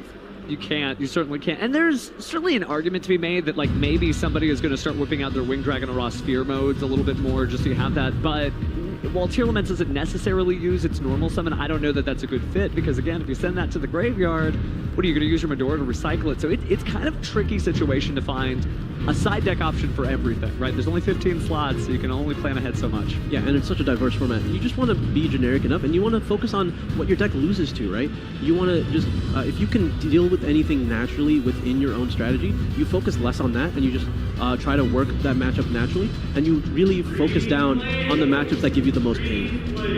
Looks like we're freezing play for the main event, but don't worry, we still have plenty of time on the clock for our duels here on the stage. It looks like Tearlament is agreeing to go first here. Makes a lot of sense. 2 combo decks, you definitely want to start. We'll get to see just how much he gets to get done, because sometimes you do see Tearlament's whip. Absolutely. I mean, there is a possibility that he gets 1 Tearlament effect off, he sends 3 cards to the graveyard, and hey, maybe they're the 3 side deck cards that he did, and that's the end of the turn.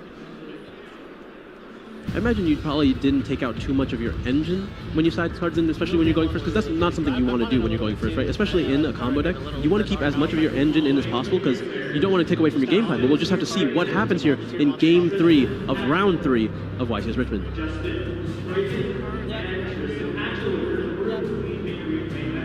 Seems like we're getting a little additional instructions here, but players are good to go. And so Scott will be going first. Are there any interruptions in Pack's hand? There are none.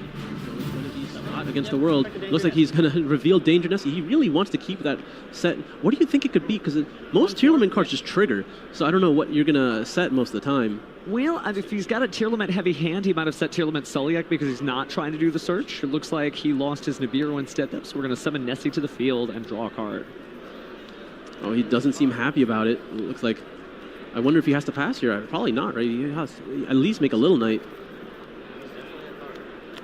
Taking a look at the extra deck, maybe trying to figure out if Little Knight is the choice here. We talked about it, though. I mean, Tearlaments, again, it's a difficult deck to play because of moments like this where the deck doesn't betray you, but it does what it does. It randomly sends those cards off the top of the deck.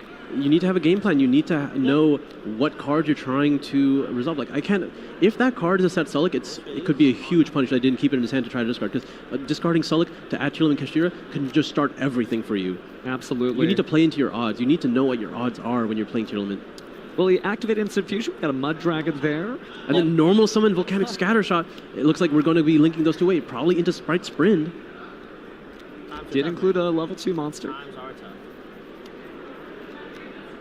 Okay, so he's going to go with the Nessie. Sprint is going to be able to... The Volcanic is mandatory, but it's fine. I think it's mandatory, right? Yeah, Scattershot is mandatory, so it's going to be Chainlink 1 Scattershot, Chainlink 2 Sprint. Yeah, that's fine. Yeah. Trying to help you out, too. Yeah. Act being a great sportsman there. You're up. This is good. Yeah, it's fine. Sprint is going to be able to send the Murley here. Murley is going to be able to either fuse for... I mean, you have a couple options, right? You can probably go for Garura with the Nessie. That looks like the case. Unfortunately, not Kiklos. That would have been much stronger. Nessie? Absolutely there. Yeah. There's the Garura. Unfortunately, not going to be able to link away the Sprint, but he does have access to just another link monster with the other two monsters on his field, and maybe the draw. He cannot link away with the Sprint. You can't link that off, right? With Sprint? Yeah, Scott just being... no, you can't. Yeah, you can't. You can't. My fault. Very good. Yep, so going to go ahead and use the Garura and the Mud Dragon here. A couple of mixed up materials, but they found a way anyway. Next monster coming out is going to be another SP Little Knight. Yes. So yeah, you do get the draw. Hopefully it's maybe a Tearlament Kashtira or something along the lines to get right, or maybe a Pearl or Rhino. He's smiling, but I can't tell if that's a good... Oh, he passed the turn. That is not a good smile. Oh, it looks like we're drawing DD Crow for turn. That could be very useful if there's anything that, from the hand that's going to be triggering for Scott here. Maybe like a Havness. Draw, standby, main. Yep. But I imagine with only the Little Knight as the main form of interruption, Pack's off to the races here. Absolutely. Go ahead and start with Durendal. Taking a quick look at the hand just to figure things out. You're absolutely right. That DD Crow almost will throw off anything that Scott can try to do. You're not going to be fusing any of your Tearlaments if you can't include the same card. Yeah, Scott seems pretty disappointed in that initial turn. Maybe he sees a mistake. Maybe he had different considerations for what he could have done. Looks like... I wonder if Pack's going to commit to a normal summon here. That would be really concerning into the Little Knight, because he needs to be able to keep a Fire Warrior on the field to really activate and resolve the rest of his effects. So we activate the Museum first. This and this? Yeah. Yeah, so Ogier is going to normal summon, use its effect to send a Fire Warrior or an equip from the deck to the grave. But Little Knight will be used to banish it from the field. Looks like he's trying to send the Turpin. Turpin is normally the one you would send. It's either Turpin or Gearfried. Just taking a quick look through the deck, making sure he knows what's still in there. Luckily, it's everything. We haven't had a lot of big Tearlaments pop off in the same way we did last game. Yep, okay, so he gets to use the Wanted now. Good to see Dia Bellstar again. She does work in so many different decks. This is definitely her format. I think she'll only get better over time. Absolutely. So I'm trying to see, like, you've already used your normal summon. You don't have access to Oliver in your hand, as far as I can tell. You do have access to Richard, which will let you, if you Diabellstar, get rid of the Richardetto in your hand. You can use the Richardetto in the graveyard to banish itself to special summon a warrior from your hand. That's likely what Pac-Wat needs to do.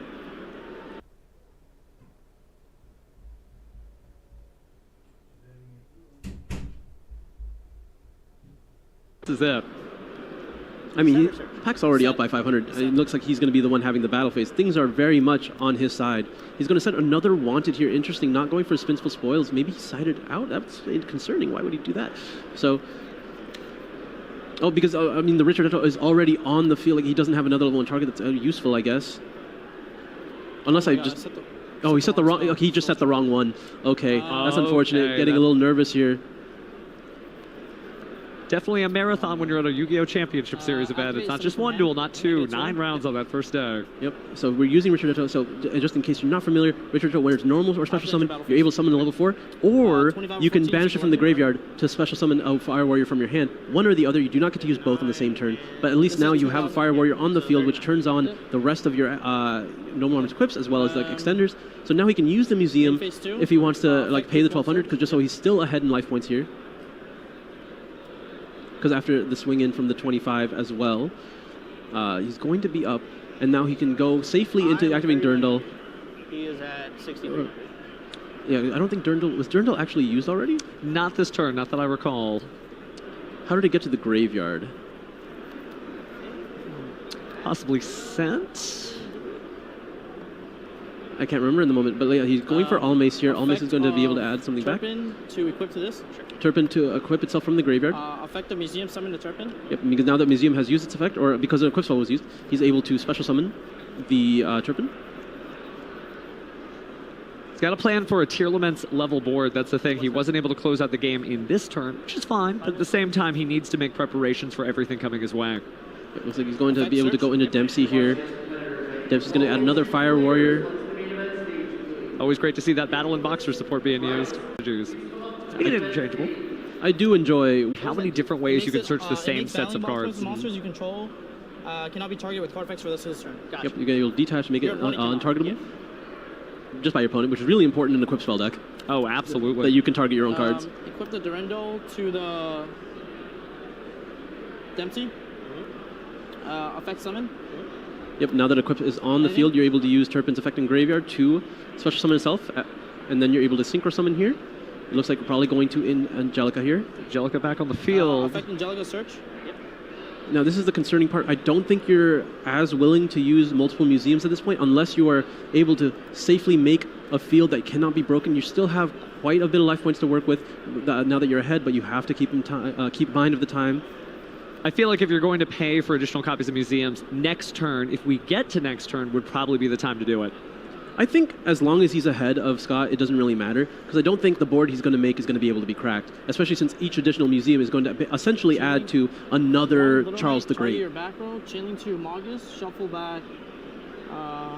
Yep, dealing with the last amount of variables here. Let's see if it was a Sullick that Scott opted to set. That'll be interesting, because we're going to finally find out if he was so concerned on keeping that he missed an opportunity to get it. I mean, I can't imagine it was. It must be something that we're not accounting for. Maybe something along the lines of Triple Tactics Talents or something like that.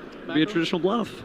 It was Meta Noise. Oh, interesting. Okay. Yeah, being able to add a Cheerleader from the graveyard. Again, I think this is something you have to really consider with Danger Monster. Just because it wouldn't have a beneficial effect in the graveyard doesn't mean you want to keep it in hand. You just want to focus on seeing more cards and making sure the danger doesn't miss. But in this case, maybe he really just wanted to hit a different card in his hand and was hoping that to increase the odds of hitting a very specific card in his hand. Which, again, I mean, I don't know how if you can really do that when you have 4 cards. To a degree, he may have stacked the odds against him. But speaking of odds, we are back at the museum here, so we're going to pay 1,200 life points. Grab another equip spell. Looks like another Durandal here. That card is put to work. It feels like that's the only thing they display at this museum. We see the Almace every now and then. That's probably the 2 Noble Arms cards you play. Yep, and to be able to equip and go into Angelica. I have yet to see an Angelica get infinite impermanence for very good reason, because otherwise you just get to skip the step. So Roland is now on the field. You're going to be able to send a Fire Warrior. Looks like he's going to go after that Gearfried, but he's just checking his other options. Definitely would have been nice to have a Droll and Lockbird now, considering the search on search on search, but it doesn't seem like it's in the cards for Scott. Yep, Gearfried's going to be able to hit the graveyard now. It's going to be really important to be able to add back from the graveyard later.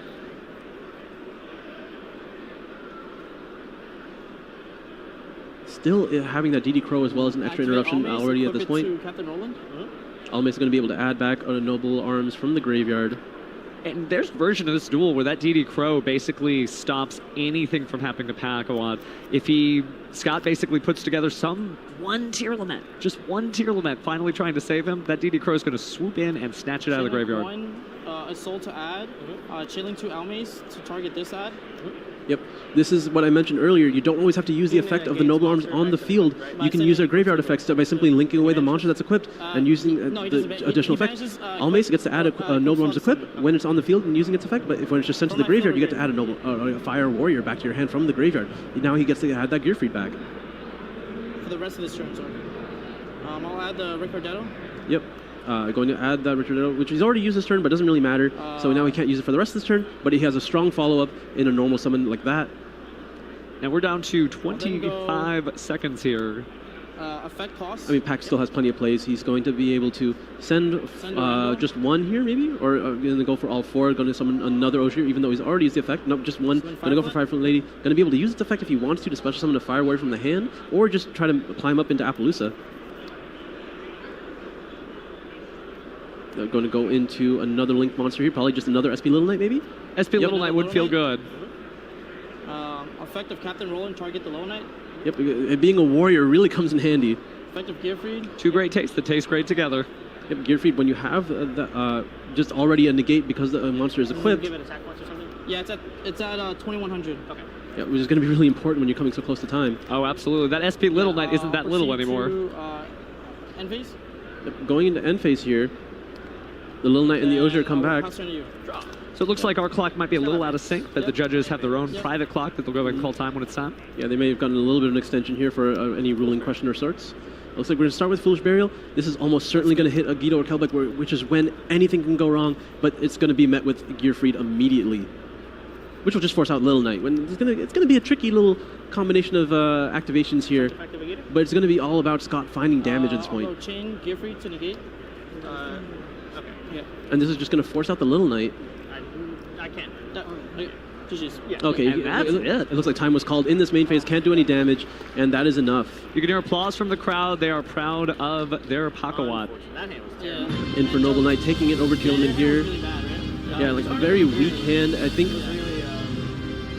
I imagine he had to draw the Rhino Heart after the fact, and he committed his normal summon to the scatter shot otherwise, so it must have been the Rhino Heart drawn off of the Garura. Really unfortunate there. He was maybe just trying to strictly discard the Malicious from his hand, but I think he just kept the Meta Noise. Just try to at least increase the odds of not hitting the Nibiru at the very least, right? It's true. We saw a lot of cards that could activate from the hand in those hands, but they didn't necessarily make a big impact on the duel, right? We stared down Nibirus, but we didn't see any, and that might have been the difference on this game. And again, with tier laments, that's just type of the contract you make, basically. Maybe I'm going to win, maybe I'm not going to win. It all just depends on what I hit. You play and the odds you take on that. And I wonder if he decided anything else out from his deck that was Engine in place for that Nibiru, just to have that little cushion. But realistically, you'd rather have Engine when you're going first because you just want to make sure you can play. If you're sacrificing the ability to play turn one just to have those additional points of interaction, they're not going to be doing the same effect because it often is just taking away. You don't always get that perfect hand where you just get to play your Engine and then have that card. Not in the strategy like that one, where you almost need every single card you have to interact with everything else. Because it is a combo deck, right? It's not something like you get to normal summon Airflifter and the other 4 cards in your hand don't matter. True, but we'll have to figure out what's going to happen next. We're going to interview our player in just a moment, and then we'll go back to the show. But until then, be right back.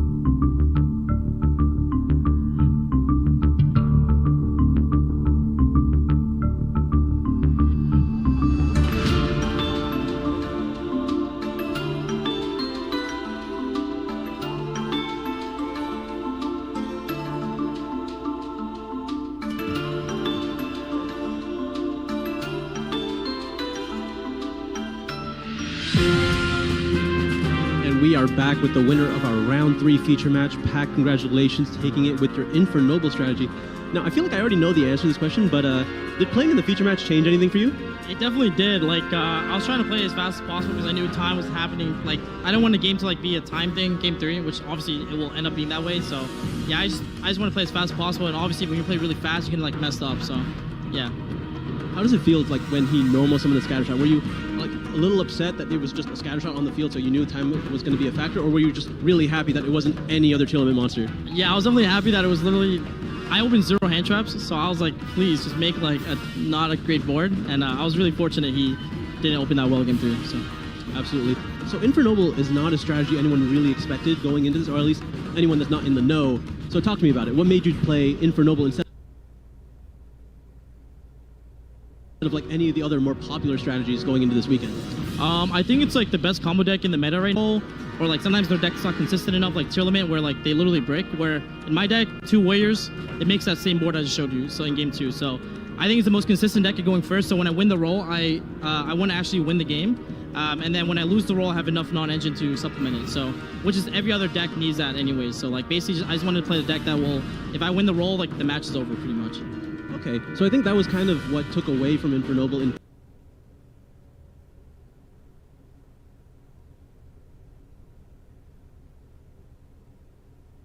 to play that additional like non-engine going second against everything else, and you think because of all the new cards it does enough going first and going second that you're able to just take advantage of everything. Yeah, absolutely. That like the Diablosaur cards, Cashier Fenrir, those type of cards are both engine and non-engine, so like they serve ways to like help you like break your opponent's board as well. Like Fenrir literally searches a level 4 fire warrior, which is really important for your deck, and then the Diablosaur engine, like, you know, every other rescue-based deck is like summoning warriors off it. Why not summon it in my Infernoble deck, right? So, yeah. That makes a lot of sense. So, I mean, this is going to be the question we ask everyone. You're now 3-0. How do you feel about winning the whole thing? Do you think you got it? 15 dice rolls to go. Absolutely. Good luck, man. We hope to see you later in the tournament. And we'll bring it back to Steven. All right, so we've gotten to see what the impact of all these great sets are on this event, but we do have a number of events in the future, so let's go ahead and take a look at the future of the Yu-Gi-Oh! Schedule.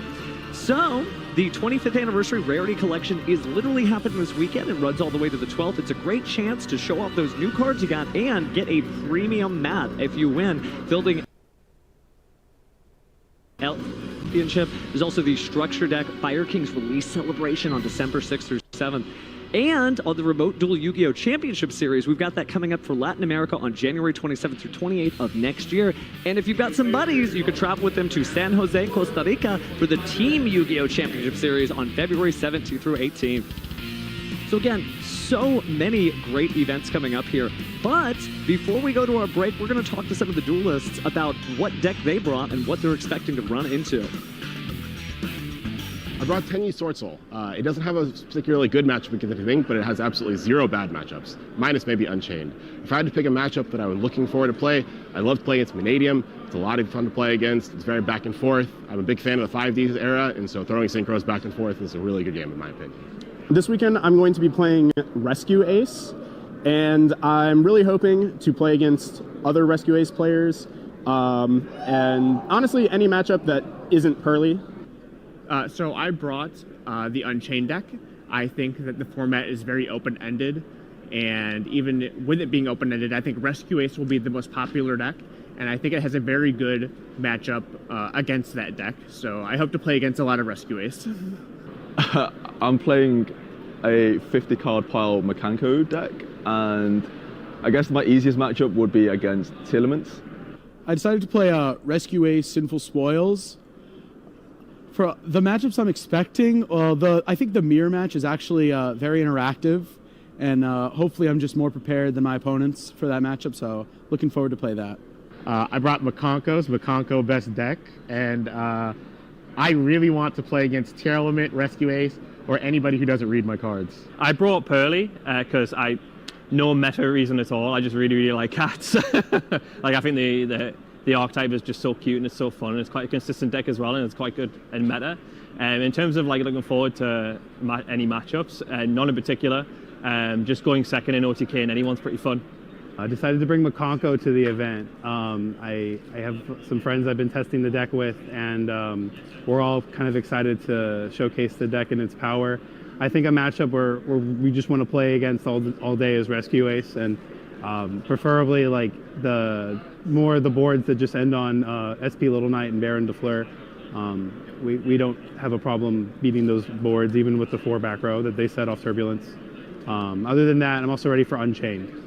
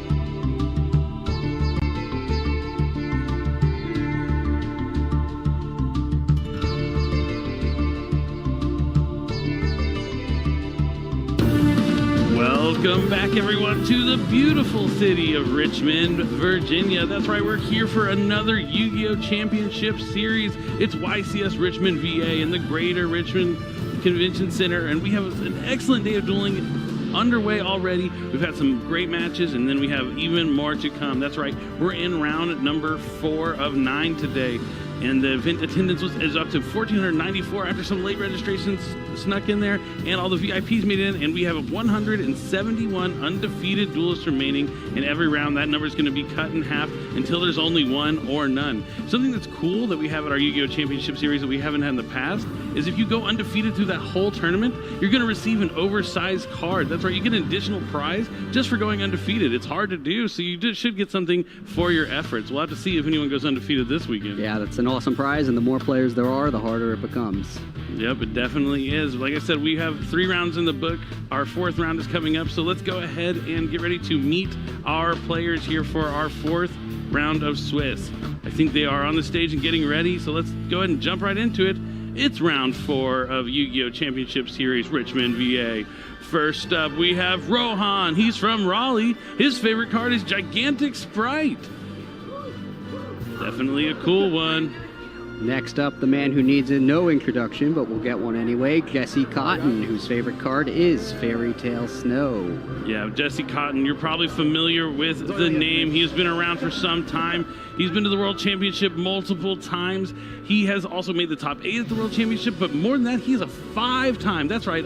You know, I thought 4 was a lot, but he's a 5-time YCS champion, and on top of that, a UDS champion to boot.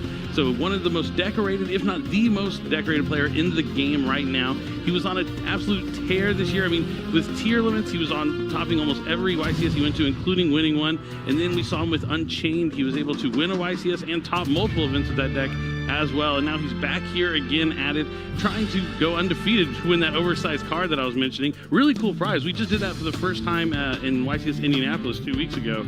So it's definitely something a little more incentive to go undefeated, because normally you're just trying to get that record to make the top cut, so you're going to be able to play in the single elimination portion of the tournament. But now having a chance to win that cool oversized prize card is pretty nice. It's really cool. I was there when they presented it to the person who went undefeated and then got eliminated in the top cut, and he didn't know it was coming, so he was very surprised and very excited to receive it. Yeah, it's definitely a cool bonus thing that we started to add to our tournaments. Yeah, I do want to add to Jesse Cotton's accomplishments, one of his greatest ones that you didn't mention, second place at the Master Duel World Championship this past year, so it's extremely recent, with his team, of course. Yeah, speaking of second place, not only does he have the most amount of wins, he also has the most amount of second places. Not only did he win those 5 YCSs, he's gotten second place so many times. I'm pretty sure he's been in the final at least 12 times, maybe even 11. Yeah, maybe, who knows? I've lost track at this point, because he's always in the finals. He's always a threat to win the tournament, and here he is again, just starting off to a great start. I mean, I mentioned he is that Ultimate Duelist Series champion, so he gets the 2 buys every YCS, but already winning that first round that he played, and now is up against Rohan. And both these players, you know, I mean, Rohan probably knows the opponent he's playing against, but you have to realize that it is just another player. While they may be a good one, you got to play your game. Do what you can control and keep focused. Don't let the nerves be like, oh no, I'm playing the Jesse Cotton. No, you're just playing another duelist. Focus on your game and play the best that you can. And we'll see if Rohan can do that here against that Canadian, Jesse Cotton. That's one of the beautiful things about Yu-Gi-Oh! Whoever you're playing, wherever they're from, whatever language they speak, the game doesn't change. Indeed. So you focus on your cards, you know, you practice this over and over and over again. This is your deck. You put your heart in this deck. You made the deck choices for your deck. If you know how to play it, you will pilot that deck the best you can, and it doesn't matter who's on the other side. Definitely, and I think Rohan doesn't look too nervous. I've had to guess by his body language, just kind of ready to duel, pretty focused on it. Maybe just have your friends. You know, the winning is just a bonus if you're able to win your matches, so you want to have fun at first, and then focus on doing well, because, you know, if you're not having fun, what are you doing? But let's go ahead and jump into it. It's game number 1 of round 4 of YCS Richmond, and it's time to duel. So Jesse is going to be on that Unchained strategy. He's been playing it for a few tournaments now. I think this might be like his 5th or 6th in a row. He won a YCS with it not too long ago. Yep, started it off with a dub. not too long ago indeed. And now his opponent is on another strategy we haven't seen too much recently, but has been popular in the past, and that's going to be Tri-Brigade Sprite. Both these decks did get some help in Age of Overlord. I mean, every deck did, with SP Little Knight going into the extra deck. Both these decks will be able to use that, but it looks like Jesse is going to start the duel with a tour guide from the Underworld. Nice start for Cotton. Indeed. I wonder if Jesse is packing something like Sangan. Sangan has become popular, but nope, looks like he is going to go for Fiendish Rhino Warrior. But I was going to say, if you get Sangan and you don't need to have to send that Fiend down, you can get a Disruption card for your opponent's next turn. Something like Ash Blossom and Joyous Spring while you're also doing your combos. Kind of picked up some popularity in Unchained recently. But we're going to see a Link 2 come down, the Unchained Soul Lord of Yama, and that's going to be able to add Aruha to the hand. And now Fiendish Rhino is going to be able to send a Fiend to the graveyard, so he's going to send Shavara, and Shavara is going to allow him to set an Unchained Trap from the deck to his Spell and Trap card zone. Very cool. Asala was telling me about that Sangan deck not too long ago. Oh, yeah. I really do like that it can search for Droll and Lockbird and Dash Blossom and other relevant cards. Indeed, yeah, and looks like he is setting Escape. But yeah, going back to Sangan, it's kind of funny that now it's a cool, innovative tech to use Sangan with Tour Guide. Who would have thought? Not me. It's something that's kind of gone full circle, where Sangan's kind of fallen out of favor, but now he's back. Now, it looks like Jesse's going to destroy the Escape to special summon Aruha from his hand. Since Escape was destroyed, he's going to be able to special summon an Unchained monster from the deck to the field, with the Aruha also special summoning itself from the hand. Now let's see what he decides to go for. It might be Sarama or Shyama or Rikea. Looks like he's going to go ahead and grab Rikea to start cycling out his Unchained monsters. Looks like he'll use Rikea's effect to destroy Aruha, and then use Aruha's effect. Bring out Sarama. Sarama's going to allow him to reset a trap and then destroy a card on his side of the field. So he's going to reset that Escape, destroy Rikea. And now Rikea is going to special summon from the deck. So the goal is to get those level 6 monsters on the field so you can get to the DDD Wave High King Caesar. So he's going to get Shyama so he can go to the graveyard, linking away the Soul. And now he's going to go into Soul of Rage. I only saw one card in Rohan's hand, and it was Super Polymerization, which might be a good one. Definitely a way to break through boards. Now, Jesse is going to use Shyama's effect in the graveyard to destroy Sarama, to special summon itself back. And then the Sarama's effect, since it was destroyed, is going to special summon Shavara from the deck. So now he does have that Soul of Rage on the field and the 2 level 6s that he needs to go into D Wave High King Caesar. And the High King Caesar, that's going to allow Jesse to negate effects that special summon. There he is, High King Caesar. Declan would be proud. Declan definitely would be proud. He'd be like, there's another extra deck thing he needs to work on. Links. He needs to get those Link monsters. He's got some throughout the TCG, but it's nice to see him use them in the show. It'd be pretty cool. And he has that Escape that he set also from the Sarama, so he has a decent amount of interruptions. He can use the Escape to destroy Soul of Rage to destroy a card, and then he can use the Yama's effect in the graveyard to bring back the Soul of Rage. So there's about 3 easy interruptions to see, but the Soul of Rage can also go into SP Little Knight, but Forbidden Droplet. This card is huge, and he's going to send Nibble Angler and another copy of Droplet, so that's going to negate the effect of Soul of Rage and the Caesar at the same time, and sends the Angler to the graveyard. So he sent a monster and a spell, so Jesse can still respond with a trap if he so chooses. Can't imagine he has a relevant trap card he'd want to activate in response to that. Yeah, I don't know why he would do it here in particular, but it looks like Jesse is going to use Escape right away. Oh, because he has to send 2. So since he sent 2, he has to negate 2 monsters. So if he, by destroying one of his own, he can actually cause the Forbidden Droplet to resolve without effect. Yep, so he won't be able to... Be able to keep the effect of his Caesar. Brilliant play by Jesse. Angler in the graveyard with the Caesar. It's really showing you... Really good play, and I admit I did not see it. Yep, knowing what you can do is a huge aspect. And since he detached the Shavara is sent to the graveyard, and he gets to set the Chamber from the deck. So the Droplet still dealt with a decent amount of interruption because he's not going to be able to summon back that Soul of Rage right away. But if he can deal with this one more material from the Caesar, Rohan might be able to play through this hand. I do see a copy of Sprite. Nope, nothing there for Rohan. After that excellent play from Jesse, he's going to take it easily with the mastery of You know, his Unchained deck showing you this is why he is that 5-time YCS champion, UDS champion, multi-time Worlds competitor, and as you mentioned, even got second place at the Master Duel World Championship. Yeah, when I was talking about all the times he's been to the World Championship, I wasn't even thinking about the Master Duel one, just all his TCG accomplishments. He's even made it to the top 8 with TCG, I believe. Yeah, and that was incredible playing because the play he made was basically just destroying his own cards and an irrelevant card, a seemingly irrelevant card activated by the opponent. But by getting his own monster off the field, he was able to effectively stop the droplet, negate everything he needed to, and just instantly win. Yeah, definitely. I mean, that was a little terrifying. I mean, maybe a little misstep from Rohan because he did know all of Jesse's cards. He knew he had that escape. Had he known that that was a play that Jesse could capitalize on, could have just sent the one Nimble Angler and then gone after the Caesar, but maybe his hand, he needed to get rid of both. But just going after that Caesar, then maybe have a chance for the Angler to resolve, get a couple monsters on the field, might have turned things around for him, but it's hard to read into that, to know that your opponent's going to be able to do something like that. But when you're facing a master like Jesse Cotton, you have to know that every tactic will be used. He knows the game in and out, and that's why he's one of the best duelists around. No doubt. But now going into the side decks, Rohan's going to be able to side into some things that might be helpful going first. I mean, looking at this list, maybe not. I'm also of the same factor. Like, I want to build my deck. If I'm going to win the die roll and choose to go first, my deck's geared for game 1. I'm going to be playing all my going first cards in my main deck. And then my side deck's going to be ready to dive in there for game number 2, because if you're going to be choosing to go first every time you win the die roll, chances are, I mean, unless you're really unlucky with the die rolls, like a lot of people are, you're going to be playing going first more often than not. I guess it's still always a 50-50 shot. Yeah, it's always good to be able to, for games 2 and 3, it's always good to be able to sort of control your deck a little bit for those matchups. They've had some interesting events actually in Master Duel where you choose a different deck going first than you do deck going second.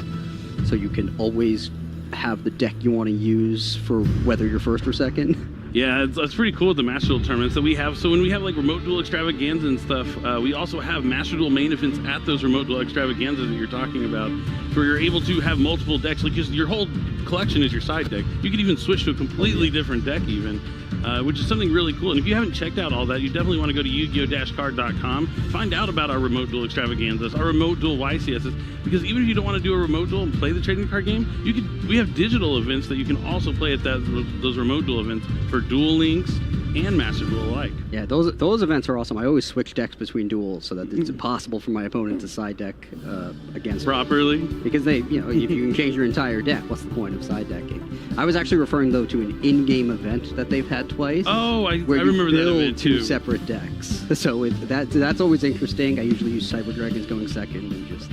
I did forget about that recent event they had in Master Duel. That was a fun one. Where you have the go first deck and the go second deck, so anytime you're queued up to go second, you're already ready with the right deck. Yeah, that is a cool event. I'm ready to summon Cyber Dragon and Fuse. That is awesome. Now they are finishing side decking right here. Looks like fixing the names. Yeah, but the Master Duel tournaments have been awesome. I always enjoy playing in them, and because players are allowed to swap decks between duels into something completely different, you really get a wide experience. You play against a lot of different decks throughout the tournament, more decks than you do. You play against more decks than you have opponents, which is really, really a cool experience. Yeah, I really like doing that, and the diversity, and more you have to keep track of. You have to make sure you know all the different strategies, and we're gonna have to see how that's gonna factor into game number 2 here at round 4 of YCS Richmond. Now it looks like Rohan is going to go first this time. Let's see what kind of board he's going to be able to establish. See if we can see some of these cool Tri-Brigade Sprite combos. I at least see a Tri-Brigade kit in the hand. And DD Crow. Yeah, nothing. 2 crows and an infinite impermanence. And an anti-spell fragrance. Looks like he's setting a couple cards and passing.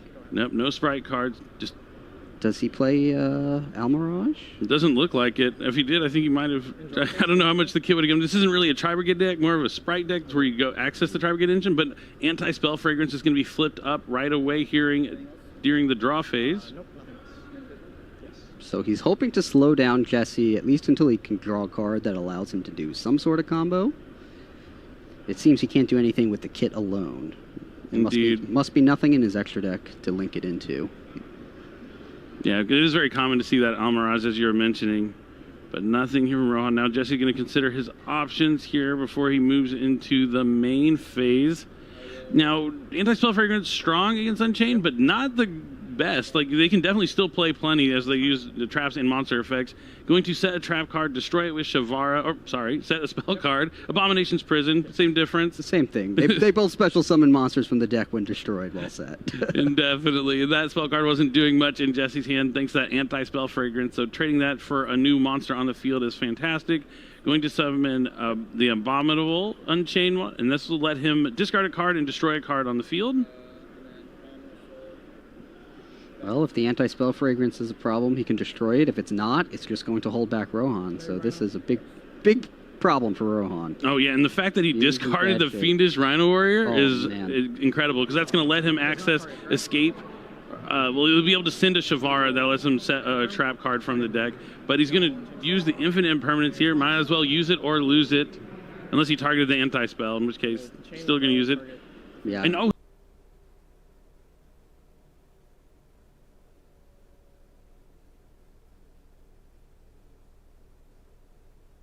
before it's going to have a chance to realize that it was sent to the graveyard.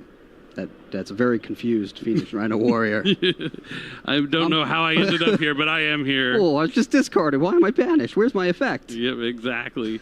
It only kind of works. It doesn't work like this if he was discarded by an effect, but since it was discarded by a cost, that is how it works. Yeah, its effect never went on the chain, and now it's gone. Indeed. But Jesse Cotton's not done there. He's going to normal summon Tour Guide, and looks like he'll special summon from his deck. Yep, a Ruha. Another level 3 Fiend.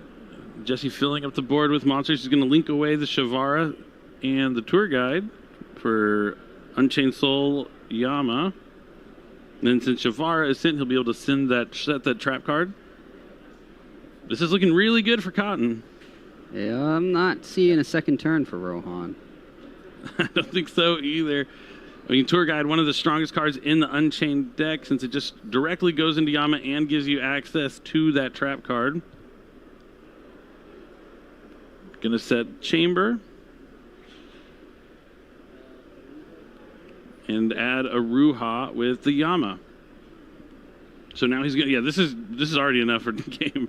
You can use a Ruha's effect from the hand to destroy the Chamber. Special summon in attack mode. The Chamber's gonna summon an Unchained monster from the deck. But didn't see a Nibiru in Rohan's hand. Droll and Lockbird is not going to help him. Never added anything to his hand. Never gave him a chance. Yeah, Droll and Lockbird not the strongest against Unchained. Yeah, never even had the opportunity to activate its effect. Yeah, and the Rekay is even more damage with the quick effect he wants. Going to be able to attack, and Rohan just gets annihilated here in round 4. I mean, it is the myth, the man, the legend. It's Jesse Cotton. Will he win his 6th YCS here this weekend? I hope so. You know, like I had the 4 wins for so long. I was like, oh, this is awesome. I have so much cushion. No one's ever going to catch 4 wins. And then all of a sudden, this past couple of years, players have exploded onto the scene and just started dominating them. Jesse is one of the most dominant players in the game, and he's starting 4-0 here this weekend at YCS Richmond, and he could be walking away with the first ever 6-time YCS champion. I really hope so. Yeah, he's definitely not to be underestimated. Yeah, that could be the last thing you ever do if you underestimate Jesse Cotton. You know, at least in that tournament. Yeah, and this one for sure. He's already off to a hot start, and if his games go like this the rest of the tournament, I'm sure we'll be seeing him in Top Cut. Yeah, and he's off to the start he needs to make it there. He's 4-0 right now, and he's got 5 more rounds today, and then he'll have to get through a couple more tomorrow. Yeah, he actually went X2 at Indianapolis and came in like 35th, so just barely missed that cutoff. So I know he's hungry for that top here this weekend. But if you want to hear from Jesse Cotton himself, the man, the legend, stick around. We'll be right back with our winner's interview. Don't go anywhere.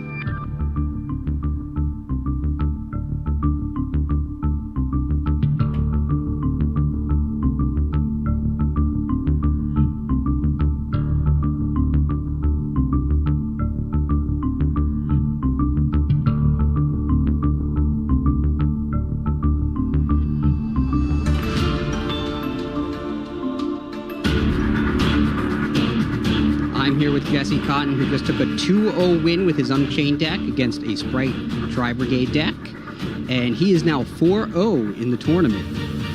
Jesse, you've been on the stage several times dueling. Does the fact that it's a feature match and you're under the lights in front of the crowd, did it change the way you dueled at all? Not at this point. I've kind of gotten used to it. I figured that might be the case. Was there anything in particular that stood out to you during your last match? The biggest thing, the only real chance I had for a neat play was when my opponent used Forbidden Droplet in game 1. By altering the number amount of monsters on field to less than the number discarded off Droplet, I was able to stop it from, resolving properly. And that probably ended the game on the spot. Yeah, Billy and I were discussing that. That was an awesome play that we credit your victory to. So well played there. You're using Unchained this weekend, obviously. Are there any deck types that you're looking forward to dueling against with your Unchained deck? I don't know if I have any particular I'm super looking forward to play against. Maybe Labyrinth, any deck that uses a lot of trap cards. This deck's pretty good against. Okay, so hopefully you have a lot of Labyrinth decks in your future. And now that you're 4-0, you're using Unchained, how do you feel about your chances in this tournament with your deck of choice? I'm a little less prepared than I like to be, so I'm not the most confident, but I feel all right. I know the deck very well at least, so I know that while I'm playing, I should be doing mostly correct choices. That always helps. All right, round 5 should be coming up soon, so good luck in your future rounds. And now I'll toss it back to you, Billy. All right, thanks, Mike. Great to hear from one of the Yu-Gi-Oh! Legends, Jesse Cotton himself. But with every YCS, we have a bounty system. That means 10 people at the beginning of the tournament are the bounties. You're going to want to duel against them because they have booster packs on the line. That's right. Every round they win, they get to get 2 booster packs that they can open, but they also bank 2 packs as well. In every round, the bank gets bigger, and as soon as they lose, whoever beats them will get to take all of their cards. And if they finish the whole tournament undefeated, they'll get all the booster packs at the end. These are our players. We have Zach. Paulie is 3-0. Steven Tantoli, our YCS Indie champion, also is 3-0. Sean, June, Michael, Brendan, Max at 2-1, Rennick at 3-0, and Enzo with a 1-2 start. We got Worlds competitors and some awesome players in our bounties this weekend. So it's really awesome to see how they're going to do here this weekend. And, we have multiple Worlds competitors there, including the world champion, Paulie Aronson. And he was off to a 3-0 start. Hopefully he won this round. But on Friday, we talked to duelists, and we wanted to know, how does it feel to be at a YCS? The energy is always electric, and we wanted to hear from them directly. So let's go ahead and take a listen in, and then we'll be back for our next Swiss round. Stay tuned.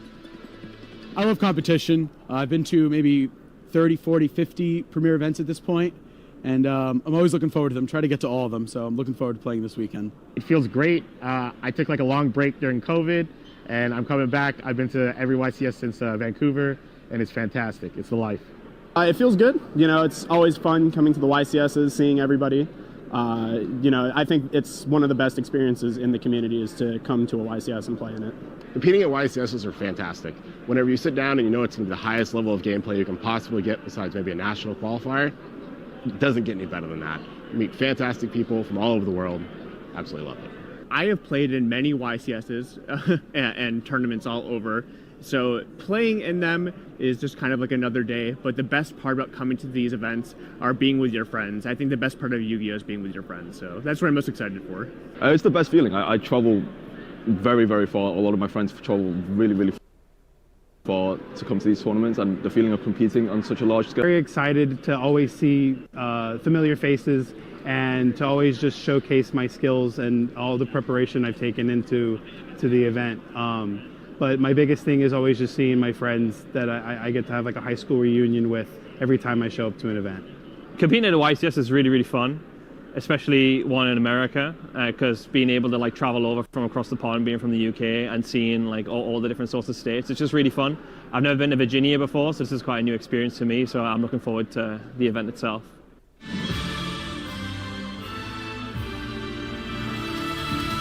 Welcome to Yu-Gi-Oh! Master Duel Deck Flexing, the show where we put 2 competitors to the test in the ultimate duel. But there's a twist. Each week we have a themed deck that our competitors must build for the duel. Competitors will compete in 2 rounds. The first round for practice, as I hands-on coach one of them and Alec coaches the other, and then we let them duel it out and crown this week's Master Duelist. And along the way, we'll also get to see who the better coach is, right, Alec? It's me. All right, let's get into it. For this week's episode theme, we are very excited to go back to Yu-Gi-Oh's roots with classic decks.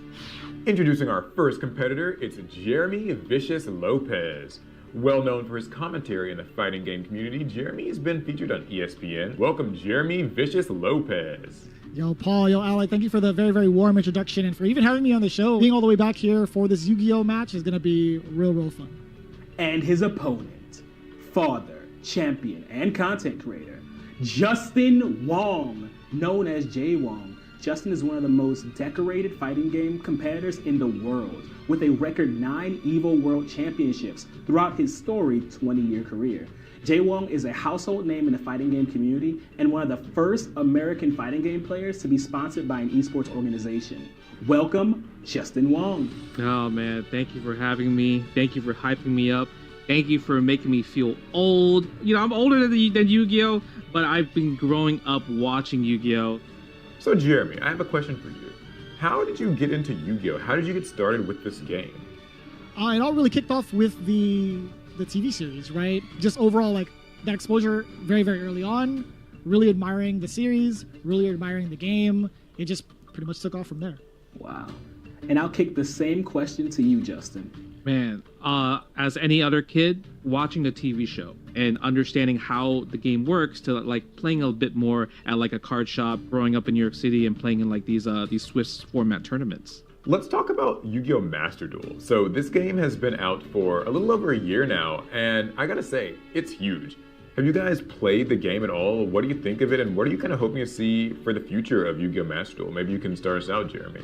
Every time they release a new set, the first thing on my mind is like, yo, what's going to be the standout theme for Master Duel? What's coming out in the next set? Because I always like the big theme. I'm a big collector. I wanted to make my old decks. I used to run Elemental Heroes. It was just amazing that I could still get those cards. I could still run those cards. That is very true. And so now we have a little bit of information on both of our competitors. The next step then is to prepare for battle. Alec and I are going to separate and coach our individual players. I'll be working with Jeremy Vicious Lopez. And I'll be working with Justin Wong. So let's get into it, see what cards they're playing, and let the dueling commence. All right, guys, so we're going to take a look at what deck Jeremy is cooking for this classic duel. We've got Master Duel open, and Jeremy, I wanted to ask, what are some of the monsters that you're running in your deck? Sure thing. Well, one of my favorite things to kind of tantalize the opponents with is some of the set monsters or set cards that I want to put down from the monsters, right? I do have Man-Eater Bug that kind of stands out, Sangan, as well as Witch of the Black Forest. Those three are going to be very, very key components in kind of preventing any sort of like big aggression from my opponents. We're talking about the classics. I'm trying to bring out that Dark Magician as much as possible, right? But if I can't get that beat stick out, just in case, I do have Dark Elf just to kind of establish herself, right? But I'm not going to be swinging too much with her because of the cost, but she will be a hefty attacker just in case. Yeah, that's true. I really do like these 2K defenders. 2,000 defense is a lot. It's going to be pretty difficult to swing over. I think that'll be good for setting up the tribute summon of Dark Magician. One of the key components that I do like utilizing, obviously, is the trap holes, right? I'm going to be mixing and matching a little bit of having like one of those backed up with like an MST to kind of force the guessing game, right? That's part of the fighting game part of it. I want to implement 50-50s as much as I can. I want to try to rely on maybe like Mystic Elf and Aquamador for a little bit, and any sort of like spells that I would need to kind of help combat my opponent. Fissure for some of the big monsters that I can't get rid of by swinging over. If you fall really far behind, I like that you got Monster Reborn for the revival. I really like this trap lineup, honestly. I appreciate that, man. Like I wanna make sure that I at least make you proud because you're gonna be coaching me for a little bit. So let's do it. I want to see whether or not this deck can take down Justin. I'm here with Jay Wong, and we're gonna take a look at the spice that he has in his deck for today's challenge. The spice, the classic, obviously, you know, we got some regular cards, Giant Soldier of Stone, you know, protect my defenses just in case I can't have them, and I can attack, right? I can use Solemn Judgment. I'll take out half my life points, but Blue Eyes might live. And then maybe I can equip a Megamorph in the next turn, right? Because I had to sacrifice all those life points. It's very like Kaiba-ish, right? You have like your Battle Ox, your legit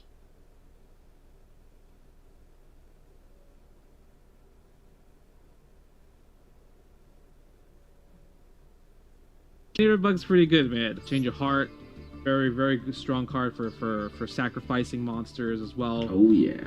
Wall of Illusion, where you just return the monster to the opponent's So hand. rude. It's very rude. It's fantastic. I have no notes on the deck list. This looks very solid. You want to use as few cards to get rid of as many of your opponent's cards as possible. But with this deck list, I wish Vicious luck because he's gonna need it. All right, well, I guess it's a pretty good time for us to get a little bit of a warm-up and hop into a practice game. All right, yeah. Let's head to our first round. Let's do this, yeah? Even in the practice All right. stage. Let's go. Yeah, all right. All right, heart of cards. Sangan, and probably bait something out by throwing down MST. So he sets the monster down. Oh, He's thinking hard about it. I think I would eat the attack. Okay. Come on, man. I'm a genie, bro. Grant me my 3 wishes. I like that. Yeah, soul exchange, man. That's heart of cards right there. Oh, he's thinking. What is he gonna use? I'm not gonna activate anything. Oh, he's letting it through. What was the cards? I want to see. Oh, he has 2 Aquamadors. That's a He huge really one. thought he was gonna wall us out. Battle phase, straight up. Genie, grant my second wish, Genie. Come on. We could take this, right? I'm okay with taking this, yeah. Grant the second wish. See, I've been out of feeling the pressure. Like he knows how to bait out reactions, bait out cards. I'm not gonna give it to him, right? So Let's just keep it. Gotta play it safe because that mirror force. He's playing it super safe. he's playing exactly like a Justin Wong would. I figured if we play like as safely now, when I can't coach you, it'll already be in your head. Yeah. How dangerous do you like to play? Like, do you like to really toe the line? Yes. If I know Paul, I do. They're scheming. I think we could save this Wobble through one more turn. That makes me feel like he has nothing. We're bleeding. 'Tis a flesh wound. It's fine. Okay, we'll take that. That's our monster now. Ooh, brutal. I hope it's something good. Then they'll really feel bad. This one's mean. It's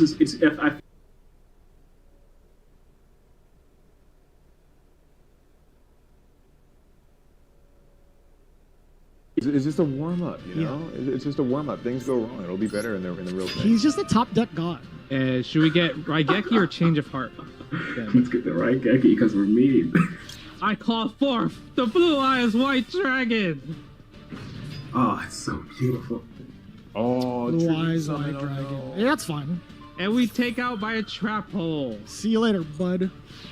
So the big problem that we have right now is that he's got resources to deal with any monsters that we manage to get on the field. Wait, no, we have reinforcements. Maybe he's doing his like winning speech art. I guess Maneater Bug. Is he baiting? He's baiting, right? Like he's. What the? What is that? Then I'll activate reinforcements. He's gonna MS. Yeah, he's an MS.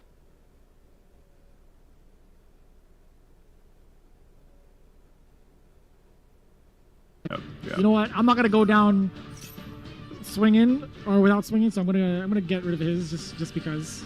How do you like that, Justin? Oh wait, that's Wabaku.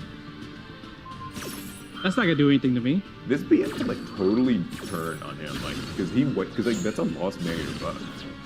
Like, because it's not gonna kill us. Okay, and then Axe of Despair. GG. Yes, it Well, is. I mean, Yes, now it it is. is. Okay. Yeah, I had a feeling. Battle phase. Yeah, that's it. At least he has Karibo. Okay, good. Got it. I thought about it. Wait, what if he got Karibo? Let's go. I appreciate the guidance for the most part. You know, like we tried our best. I'm sorry that I'm not big enough for the backpack to be carried in, so we'll work on it. You know. I don't know about that. I feel like you've already got a really, really, really good grasp. Well, now I've passed down all of my skills and knowledge to you.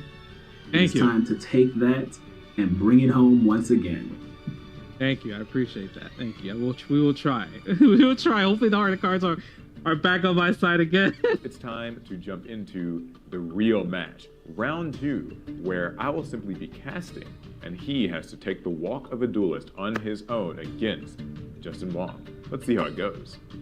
It's time for the main event of our deck flexing event. Listen, All right, man, Jeremy. You had me in the practice one pretty convincingly, right? But I think I got the heart of the cards on me this time. I hope I keep the heart of the cards. We're putting what they've learned to the test. Jay Wong versus Vicious. Yeah, somebody's got to feel out, what the other person might have set on their field. It's really tough to tell right now. Hey, if you wanna get rid of my field now, that Raigeki you did from the practice round earlier. Unfortunately, I don't have a Raigeki. Hint, hint. Yeah, so we're still mirroring each other's moves. This is crazy. This is so many cards in play. Nothing is in the graveyard. Who's gonna flip their monster first? That is the question that I want to know. Oh, what is that? Relax over there. Relax over there, Justin. Dark Relax Elf? over there. Ooh. So we have our first monster. We've got Dark Elf. 2,000 attack? We'll swing. You have to pay 1,000. Yeah, you have to pay 1,000 of your life points to attack with Dark Elf. I mean, I have a Sangan. Sangan's going to let Justin get a card to his hand. Man-Eater Bug. Man-Eater Bug. Oh, man.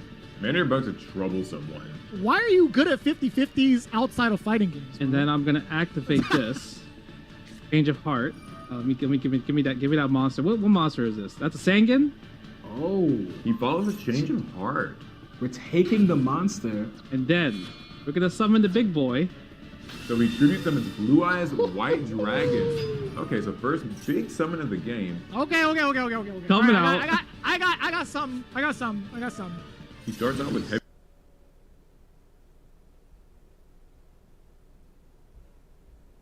spade.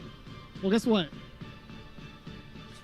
Get him out of here. Oh, get him out of here. How is that little hand able to destroy a dragon? Now suddenly a game that looked pretty squarely in favor of Jay Wong is turning around very quickly because he's using Monster Reborn to bring back Jay Wong's Blue Eyes White Dragon and use it against him. That's huge. That's really huge. Okay, So he said, I'm not the only one taking damage here. Really? You gonna take my grandpa card? has no pathetic cards, Justin. I'm on pins and needles. Oh, Solemn Judgment. This just pays half his life points, negates the Dark Hole. Wow. List the 15? Solemn Judgment? We'll take that. That's what I'm talking about. Oh my god. Respect the beard, Justin. Respect the beard. Oh okay? my god. Got 15 LP. I knew it. He had Raigeki too. Ooh, he had Raigeki as well. God told me you were gonna do it. I'm out. I knew it. This duel suddenly got so much scrappier. Very. No, I'm scared. I don't know what you have there. Good. I don't want you to know. I'm about to get roasted for this play. Right? Side by side, baby. He looks Only good. way to He do looks it, good. He looks side good. By side. Stylistic choices. I think it's checkmate. Yeah, this might be, unless that's a monster in Vicious's hand right now. Oh! Wait, it's not even Man-Eater Bug! It's not even Man-Eater Bug. The wall of illusion. It's kind of rough. Bro, the fact that I can't kill it Yeah. makes it even worse, man. Do not tell me he's got the blue eyes right now. Oh. That was rude. Is it rude? All right. Now, if So Jay- 450 is enough to kill Vicious's life points off here. If Jay Wong's been paying attention to my lessons, just go straight to battle phase and attack with the bug. Man-Eater Bug? Hey, man, GG's, bro. All right. Oh, That's so the second scared. time. That's That's gonna it. be it. That's the Man-Eater game. Bug wins the game. That's the second time with Man-Eater Bug. Man-Eater Bug. Let's go. It's the second time with Man-Eater Bug. Excellent. That was very tense. These competitive fighting game players are different. Yeah, they're built different. Yo, that game, you guys. Crazy. That game. Woo. I didn't expect it to get as intense as that. I was being taught. You taught me, Joe, to put all the eggs in the basket. I'm just playing lame. That was really great dueling. Yeah, absolutely incredible. Congratulations to Jay Wong. He wins. You are our first champion. Thank you. But I have to say, congratulations to you both for a game very well played. Thank you guys for even having us, man. It's been a lot of fun. Like it's such a cool like full circle kind of journey. Thank you. It's an honor, right? It's an honor playing with also Jeremy as well too. Thanks for watching. This has been Deck Flexing. Stay tuned for next week where we'll have 2 new competitors compete in our next theme, anime decks. That's right, and you guys can download Yu-Gi-Oh! Master Duel today. Available on consoles, Steam, and mobile. Play for free now. See you next time.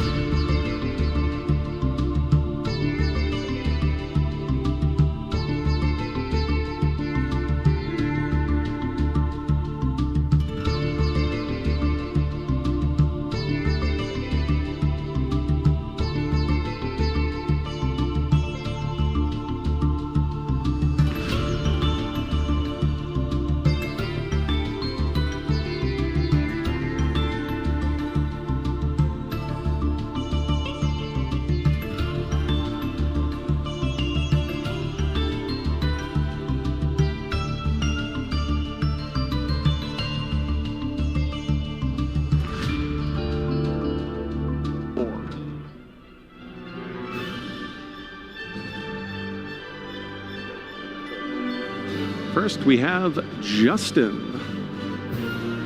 Justin's from Cincinnati, Ohio, and his favorite card is Tier Element Kitkalos. And we have Jeffrey from Estero, Florida. Favorite card, Mystic Mine. Well, there's something shared between both of their favorite cards. Neither of them are legal this weekend. That's right. I look forward to seeing how this is going to play out. You know, Jeff is a renowned fan of alternate win conditions. You know, Mystic Mind decks certainly have a different way of winning. Today he's brought a strategy that you might call an alternate win condition. Yeah, and I think we saw some of that in the how to play videos. There's alternative ways to win aside from just reducing your opponent's life points to 0. Yes, throughout this weekend, we'll have those how to play videos. Certainly, if you watched the first one, you would have seen that, yeah, of course, you can reduce your opponent's life points to 0, but there are a few alternate win conditions in our game, one of which is quite iconic, and maybe perhaps something we'll be able to witness this round. I hope so, too. It'll be a very different take, because we've seen the Rescue Ace, we have seen the Branded Chimera, we've seen the Unchained. These are some of the more popular ones, but we do expect, and we're going to have to see how this one's going to play out. Will it matter? You know, when you play against a matchup that is very different, you know, the tempo of the game is also shifted as well, because everything that you may already know practice for might not apply here. One of the most interesting things about playing in strategies like the one that Jeffrey is playing today is preparing for an event, as you just mentioned, there's that collection of decks that you expect to see. But once you get out of the first 2, 3, 4 rounds, you really expect to only play those decks. What Jeff has brought to the table today is one of the most unique strategies that I have ever seen 3-0 this far into an event. I mean, even looking at the list, I don't know what to expect. I don't know how it's going to play out. Yeah, so we actually took a look at his deck lists for about 3 or 4 minutes. We understand the premise of what he is trying to accomplish. We understand the combination of cards that will likely lead him to an alternate win condition, but we haven't really quite figured out exactly that pathway. So we are as excited as you are at home to watch Jeffrey navigate his strategy. Yeah, you guys are in for a wonderful show. Hopefully. The all-important die roll here will be especially important. Not that the die roll isn't important in any round, but when Jeffrey is bringing a strategy like he is today that you'll be seeing very soon, winning the die roll is critical. Oh, for sure. But hey, maybe Justin will find some way to counter the strategy with his own deck. His deck does have a few interesting points of interaction. We'll talk about those once it's pretty clear and evident what these players are playing. One thing from Justin's seat, obviously he doesn't know what his opponent is playing yet, but this is a real skill. Playing against a deck that you've never seen before or perhaps never even heard of, you still need to be able to navigate your strategy and find a way to win games against matchups that you're unfamiliar with, and I highly doubt Justin practiced against Jeffrey's strategy prior to this particular duel. But with that being said, we're going to jump here into game 1. Soon we'll find out who won that all-important die roll. I'll go first. And we have Tearlaments versus Exodia. And it does sound like Jeffrey has won the die roll. Oh, are we going to see it go all the way through? Now, Tearlaments not known to play disruptions from the hand, so this may just let him go all the way. So the Tearlament strategy does have some points of interaction here. There's Herald of the Orange Light, which is sometimes played in the strategy because of the fairy count. In addition to that, you could also potentially see a one of halfness end up putting a card like Shadal Winda on the field with your mills are blessed. Okay, so we're going to start off with...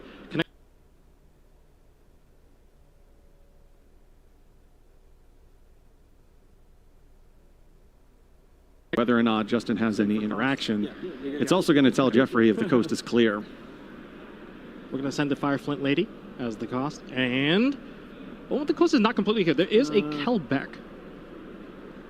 Kelbeck can summon out and just put a card back, but will it matter? I'll select that. Although we know what Jeffrey is trying to accomplish, which is to assemble all 5 pieces of the Forbidden One on the opening turn, exactly the pathway to get there is not something that we're sure of. So it'll be interesting to see if Kelbeck can actually work as an interruption. So we're going to take the 2 warrior monsters, and we're going to perform a Link Summon into Isolde. Search, first effect. The 2 Tails of the Noble Knights.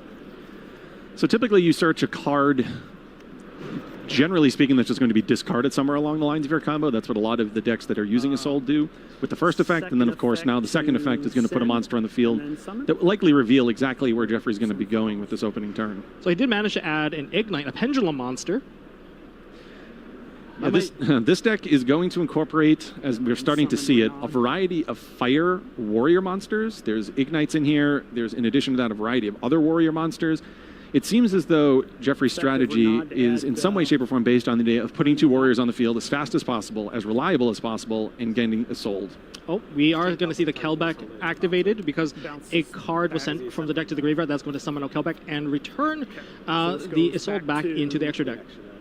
That could be a disruption, but I don't know if that's going to be enough.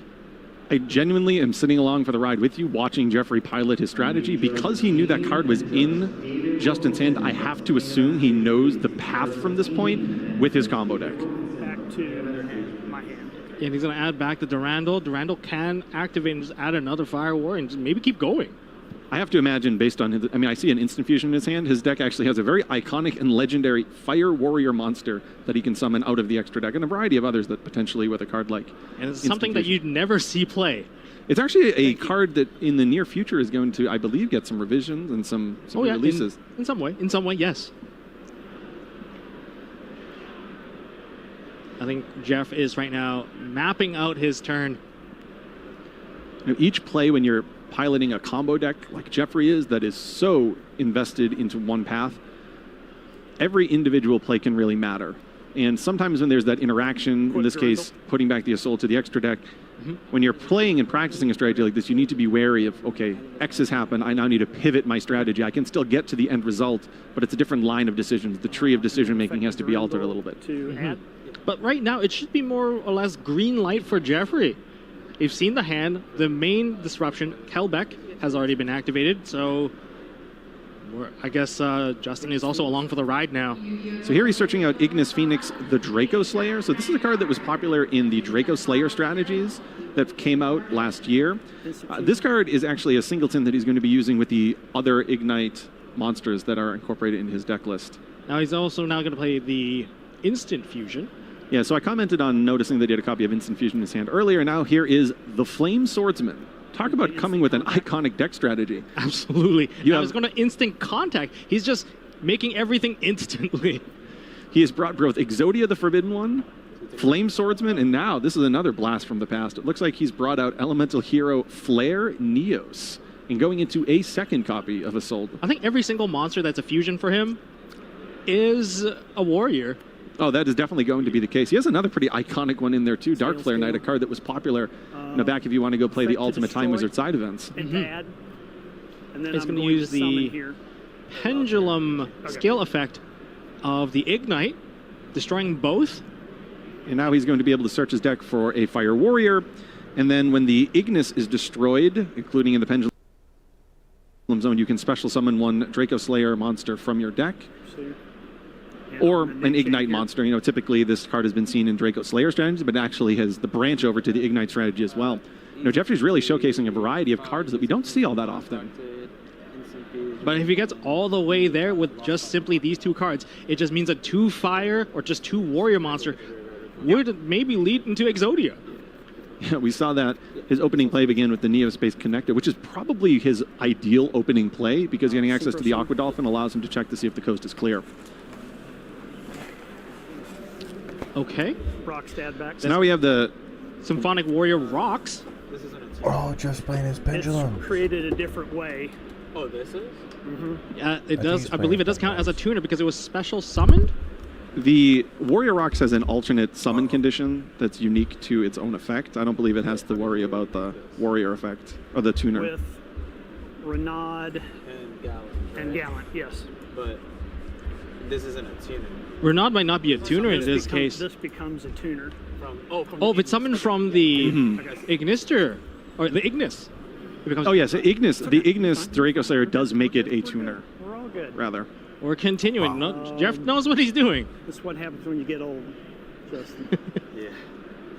So effect to add back? Yeah. Okay. Effect to add back the Templar. Yeah, when Warrior Rocks is special summoned, you can add one phase of Pendulum monster from your extra deck back to your hand. Pay 1,200 to search. And we're going to go with Beyond the Pendulum. We're going to be able to add a Pendulum card. Now, if you don't perform a Pendulum summon, everything is more or less negated. Something tells me Jeffrey knows exactly how he was going to be able to perform a Pendulum summon this turn to circumvent that. Scale. He's got the scales. Both scales. Yep, looks like a pair of Ignite. And now he's unlocked his true potential. Harmonizing. Harmonizing effect. summon out another magician from the deck. Pendulum 1. We're going to see Purple Poison. It's Purple Poison? That's a lot of monsters. Yeah, Jeffrey knows exactly what he's going to do now. It seems like he's hit the point of the combo that's familiar, the point of the combo that he's probably gone through and practiced countless times before this event. That one interaction, required him to recalibrate a little bit, and I think we'll soon find out. Here we are. The first Exodia piece has made it into Jeffrey's hand. And look at Justin's face. Maybe Justin thought that, hey, this is maybe in for a noble ignite, but clearly no longer the case. What? Look at Justin. I think he's starting to realize that he is about to experience Exodia the Forbidden One on the very first turn. To combo off. He's just sent the Blue Dragon Summoner into the graveyard. From his deck to his hand. Oh, he's reading this. Oh, it's Justin. Justin's not. Okay. Oh. So it seems like if there is a repetitive way for him to summon Time Star Magician, that may be the way in which he assembles all 5 pieces to Exodia. It's the competition. We're going to see a Link summon now. Oh, Justin. Celine is going to gain the counters. OTS. Celine, so trophy back there. we do have spellcasters in the graveyard. That's going to gain some counters. There's 3 counters on the Celine. Use this. I believe you can summon back the Blue Dragon Summoner. 2 new Pokemon packs. We got the Rarity Collection. There has to be a reason why he threw that into the graveyard. Yeah, it should be 5. The pendulum zones do count when Celine is counting the spells both on the field and in the graveyard. That's a lot of spell counters. Typically 3 is the point in which you care about, obviously, to be able to special summon, but... Oh, boy. Now, where are we going to take this play now? There's stuff in the graveyard that can be special summoned back. I'm removing 3 counters. 3 counters have been removed from Celine, and we are summoning back the Blue Dragon Summoner. This might be the other piece to the puzzle in terms of assembling all 5 pieces. We're going to Link summon further. Cross Sheep. Is there a fusion that we can go into? We got into the leg. So now we know there are 2 pieces, and fuse. He's contact fusing. That must be the fusion Draco Slayer. Bro, just yes, Dino Mister, the mighty Draco Slayer. Let's go summon back the from the graveyard. It's now going to be able to summon back. Uses fusions there. Gains counters, chain link 1. I think that's why there's 3 Celines in here. Yes, he's going to use Celine 3 times to assemble the 3 pieces to Exodia with the Blue Dragon. That's an arm. 2 more pieces to go. I think we have found the way that he's doing this. So it's not an infinite loop. Sometimes these type of combo decks find a way of looping a certain card an infinite quantity of times until their alternate win condition has been found. He only needs to get 4, plus, of course, the head. Please, Justin, let us see Exodia be put into the hand. Quite timely, talking about alternate win conditions in that How to Play video from the other day. Little did you know, by round 4 of the YCS, you'd be seeing just that. And don't forget, Jeffrey is 3-0. What's the strategy? It goes to show you that when you enter a YCS, there are many different ways in which you can find victory. Of course, reducing your opponent's life points to 0, or as Jeffrey may potentially ultimately do here, using Exodia the Forbidden One. We're going to Celine into Celine, and we're getting another search with the Blue Dragon Summoner. I think he just needs one more piece, and one more piece. I'm as excited as you are right now. Truly, in the over 20 years that I have played this game, the amount of times that I've actually seen Exodia assembled is few and far between, and I certainly don't remember the last time I've seen it. So this is one of the most exciting things that I've ever seen on That's the final piece. And there it is. Exodia. Please. Is he going to assemble it? Oh, yes, he is assembling. Oh, Obliterate. Wow. That was amazing. That's got to feel so good. That's like the best thing that you can with do. A 3-0 record with Exodia the Forbidden One. Now I understand. The goal is to get to the Celine. You need to get the Celine. You need to get the time star to put the Blue Dragon Summoner into the graveyard, and you need to cycle. That is the Sangan. Yes. We were looking at this deck list trying to figure out, is there an infinite loop? Is there some type of way in which a combo just continually repeats the same process? It does, but it gets to the point of getting Exodia. But of course, Celine's 3. You can't play an infinite number of Celines, but all you need is 3. Yes. And what a surprise, taking down one of the favored competition, Tearlaments. Jeffrey also got to take a look at Justin's hand and see what he was playing. And when you're playing such a streamlined strategy like an Exodia deck, it's not like you can necessarily side deck in this very precise way. Looking at Jeffrey's side deck, it looks like he has just a bunch of cards that are generically good going second, which makes a lot of sense when your strategy is as focused as his is today. I think it's going to be a bit more difficult for Jeffrey going into the second game, knowing that it is Tearlament. Tearlaments have cards like Kelbag and Agido to just start to send cards directly from the deck to the graveyard. What those Exodia pieces get hit into the graveyard, it's not the easiest thing to retrieve either. Not with the strategy that's so streamlined into just adding all the pieces. I do not see an obvious way to put an Exodia piece from the graveyard back into his hand, which could obviously be a problem when you're playing against cards that can mill 5 from the top of both players' decks. Yes, that is going to be very, very difficult. We're going to see if Justin's going to be pushing forward. Maybe he's going to alter his own strategy, just push for the additional, just send more cards than necessary right away.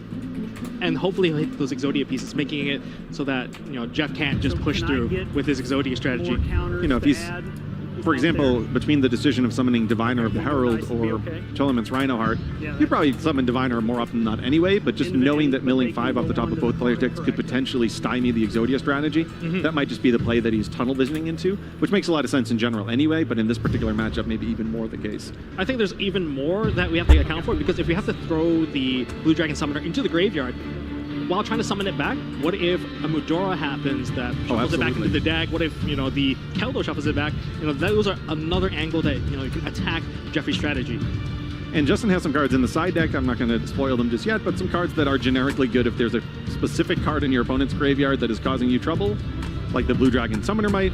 It's definitely a card that we might see here. Additionally, one other thing, we didn't necessarily see it there, but Justin is playing a small Shadal package, and by incorporating Shadals into your deck, you do have access to El Shadal Winda. If your opponent's trying to special summon countless times in one turn to assemble Exodia the Forbidden One, obviously putting that on the field can be pretty beneficial. Yep, absolutely. Hey, what did Yugi's grandpa? Oh, look at this. Jeffrey's actually giving him a bit of history lesson about Yugi's grandpa. How fitting, since he is one of the Exodia players. And Justin has some cards in the side deck. I'm not going to... Wow, that is a good question that Justin just asked. This is a question that's a good question to ask at the beginning of any round, which is how many cards are you playing? Some strategies actually gear above 40, and knowing how many cards in your opponent's deck, which is public information. It's not like you're asking something that is nefarious. By asking that, you can suddenly get a decent understanding of what your opponent could potentially be playing. There have been times in the game's history where 50-card strategies were especially common, 60-card strategies were especially common, but other decks like Swords will exist that were all around 40, so by asking your opponent, wait, how many cards are you playing? You can start to limit, you get an understanding of what your opponent could be playing. Not that asking in this particular match would Justin have been able to predict that Jeffrey was about to show up with Exodia. That's a big surprise. 50 cards, often you associate them with adventure package, things that you can just meld together, usually synergize really nicely with each other, get yourself some free negations. But I think this is definitely a wild card match here. He definitely wants to break up the Exodia pieces. You don't want to obviously open many of these Exodia pieces. You're trying to search all 5 of them out ideally.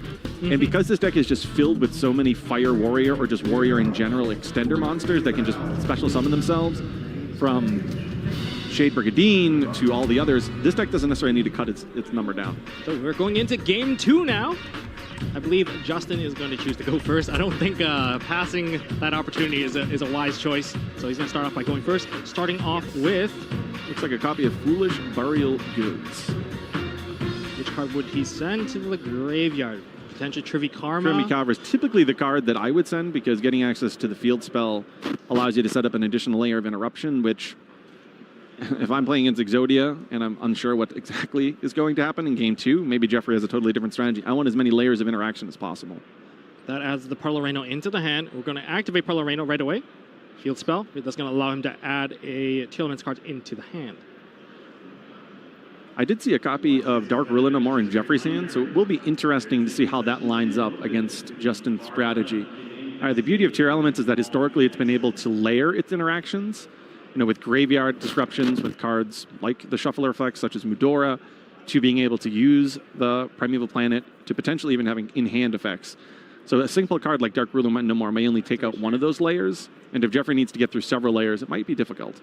Yeah, And starting off with the special summon of Sharon, sending the Tearlaman's Cashier into the graveyard. We're going to send to the graveyard. Oh, DD Crow, not the best send, but we do hit 2 cards. We have Rhino Heart, and I believe that is Soliak. DD Crow is a card I was partially commenting on during the side decking phase. Whether you're playing the Bestial package or DD Crow or a combination of both, obviously in Jeffrey's shoes, you don't want your opponent to have DD Crow. DD Crow on any of the Exodia pieces obviously would be game over, and then in addition to that, on the Blue Dragon Summoner. Yes. Is going to be Well, the Bestial package would not work against It would not, exactly. Blue Dragon Summoner, because that one is Wind. Wind Monster, yeah. I actually had to go check that myself. It's one of those things that, the Bestials, by and large, against the decks that you'd want to side them in, are better, but having additional cards like DD Crow that have a little bit of a higher range, although you don't actually get to put a monster on the field, in this particular case, Justin is probably happy that he's got a couple copies of DD Crow at his disposal. So we did send 8 cards to the grave from the Scream and the Sharon and the Tearlaman's Kashtira. That led to a lot of cards just loaded into the graveyard, adding into hand, I believe that's a Halfness. Notably, it doesn't appear as though any of them were Kelbeck, Mudora, or any of those. Yeah, that's pretty safe for Jeff. That's important because those cards in both directions are forms of interruption, either by making it so that there's a shuffle effect, but that mill 5, I still am not convinced that Jeffrey has a way of winning if an Exodia piece hits the graveyard. Yeah, it's going to be very, very tight. But there's also potentially that you could, like you said earlier, layering the disruption. There could be Tearlaman's Crime that could be in the back as well. There could also be Soliak just to negate the effects of certain monsters like Celine, so that you can't just revive the card straight from the graveyard. We're going to get into Fusion Summon to a Mud Dragon of the Swamp. I think I can see where this one is going. If Justin is playing a copy of Abyss Dweller is going to line up perfectly against Blue Dragon Summoner. Oh, that is also another way to shut that entire play down. So it does look like he has the 2 cards. Sea Summon. Oh, he's choosing to go into Bahamut Shark. That's an interesting choice. I mean, yes, Totally Awesome is a awesome card, no pun intended. But I think if I sat through watching Blue Dragon Summoner hit the field as many times as I just did, unless I'm mistaken. Yeah, I think maybe you can use the Toad. Oh, Toad cannot actually take the card because it doesn't destroy it, I believe. My instinct would have been to go into Abyss Dweller. We got Tearlaman's Kashtira added back to hand. Still hasn't used the summon effect of it yet. He also still has a level 4 on the field, so it may be possible that he's able to get that back onto the field in some way, shape, or form, and then go into Abyss Dweller. As you mentioned before, Jeffrey does have a Dark Ruler no more, but that's not going to matter when the Abyss Dweller hits the field. Exactly. So he's putting the Totally Awesome back into his extra deck and conducting his Fusion Summon. Well, that's 3 monsters. I'm going to take a wild guess here. That's going to be Kaleido Heart. Kaleido Heart, absolutely. From 1 Aqua to, I believe he's a Fiend.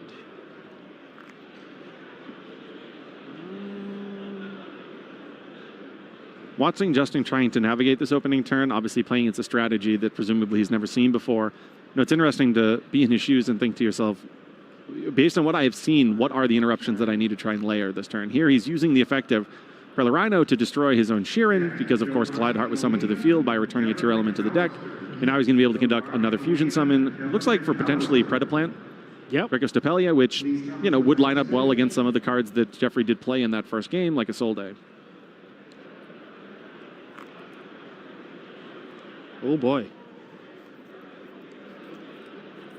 Definitely have to put more thought into this, because he knows that if he's unsuccessful, it's game over for this entire match. I mean, he is 1 game down already, which is unfortunate. He did not get to go first on it. And now he has to commit into a board where he feels comfortable that it's strong enough to stop everything that, Jeffrey has to offer. So here's some just general information about Justin's deck list. We saw 2 Danger Monsters. Now, there are a lot of options for the tier element players this weekend. Do you incorporate the Horus package, the King of the Swamps package, a combination thereof? Justin here, as you can see from those last 3 mills, is incorporating the Danger package, which I'd say is relatively popular, all things considered. Both Danger Nessie and Danger Mothman. Unchained Soul Shayama is a wonderful card in the deck as well, because you can destroy one of your own cards and just more or less summon out a free level 6 monster onto the field. And then you get to trigger the effect of Kaleido Heart. And it is a Fiend. Remember, that's right. Kaleido Heart is a Fiend, which doesn't match up with any other typing within the Tearlaman's deck. but it works out. You know, I commented on whether it's the Shadal package, the Danger package, the Horus package. How about a small Unchained card in your tier element strategy as well? You know, it works pretty well, especially that the Unchained card is also level 6, so it might lead into like a Beatrice play, giving you just a quick effect to send more monsters into the graveyard, send cards into the graveyard, and maybe fetching you the card that you're missing. It does seem like he is going to go into an IP Little Knight. Oh, that's SP Little Knight? Sorry, yes, SP. SP. Well, that's a lot of interactions here. Isn't enough, though, because, you know, Jeffrey could have a card like Harpy's Feather Duster, evenly matched, and we know he has the Dark Ruler no more. If he can combine a couple of those, what we would call, you know, board breakers, Justin's field is strong, but it might not be strong enough. It'll be interesting to see if Justin did, in fact, draw his copy of Tier Elements Crime. Santa Claus has come to town, and it has just tributed off the sprint. 2 Santa Clauses have been taken out. Now, that's going to activate Scream. Oh, ooh, okay. So you definitely want to arrange this so that Skamata is going to be chain link 2 to get the Beast. No, that was not enough. Okay, that was an interesting one. So Jeffrey simply just had a hand filled with Santa Claus. We knew he had the Dark Ruler no more. 3 cards must not have been enough to combo from that point. But he did play the crowd by dropping both of those Santa Clauses before conceding. Oh, that was wonderful. There is definitely something about Jeffrey, and he definitely plays to the crowd. It's a beautiful thing to see. Oh, absolutely. But Justin there was able to take down Game 2. We saw that he had DD Crow in his side deck based on what we saw here in Game 2. So there is some resistance that he'll be able to have in his deck, having to go second in the vital Game 3. He'll have, of course, that one single copy of Happiness. He'll have, of course, his copies of DD Crow. Hellbeck might be able to use, as you mentioned, the Crow. Maybe if he has a Tier Element Cashier and he sends more cards into the graveyard, maybe he'll be able to hit the Mudora and the Keldos. He also is playing a higher fairy count and incorporating Herald of the Orange Light. I know we haven't seen it yet, but there is a Herald of the Orange Light in his deck. That card can obviously...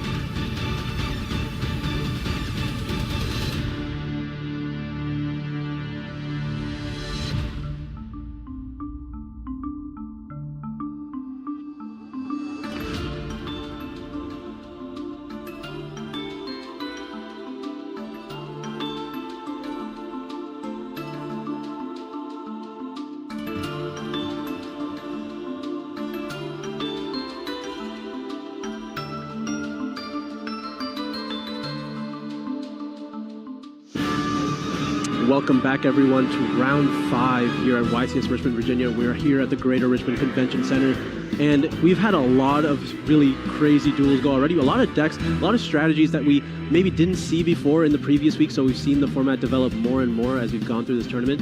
Again, we had 1,494. We see those additional players coming in after those VIPs were added, and now there are only 80 undefeated duelists left. We keep talking about it. There's going to keep cutting in half every single round.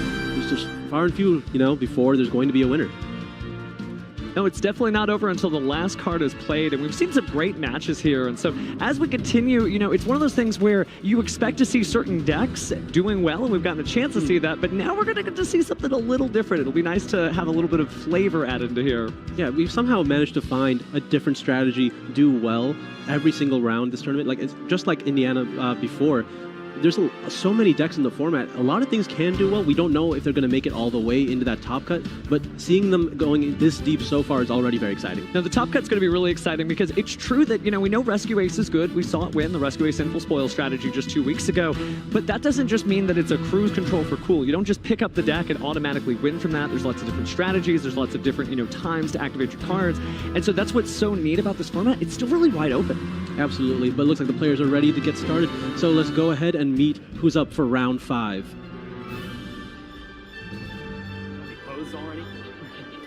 First up, we have Doug Zeef from Grand Rapids, Michigan. His favorite card is Sandwich. Must be hungry. Great fusion monster there. Yep, you want your Sangan, you got your Witcher's Black Forest, you make a sandwich, I guess. Two great tastes that taste great, but his opponent shall be. Looks like we've got Brennan from Canada. Favorite card here is Access Code Talker, a big Link Vrains fan. Yeah, you know, I haven't seen anyone say Access Code is their favorite card yet, mainly because it's so scary to go up against, but I guess when you're the one doing it, it feels pretty good. Oh, it's a certified anime moment. I don't want to spoil anything about the end of Vrains, but if you love Access Code Talker, you should definitely check out the show.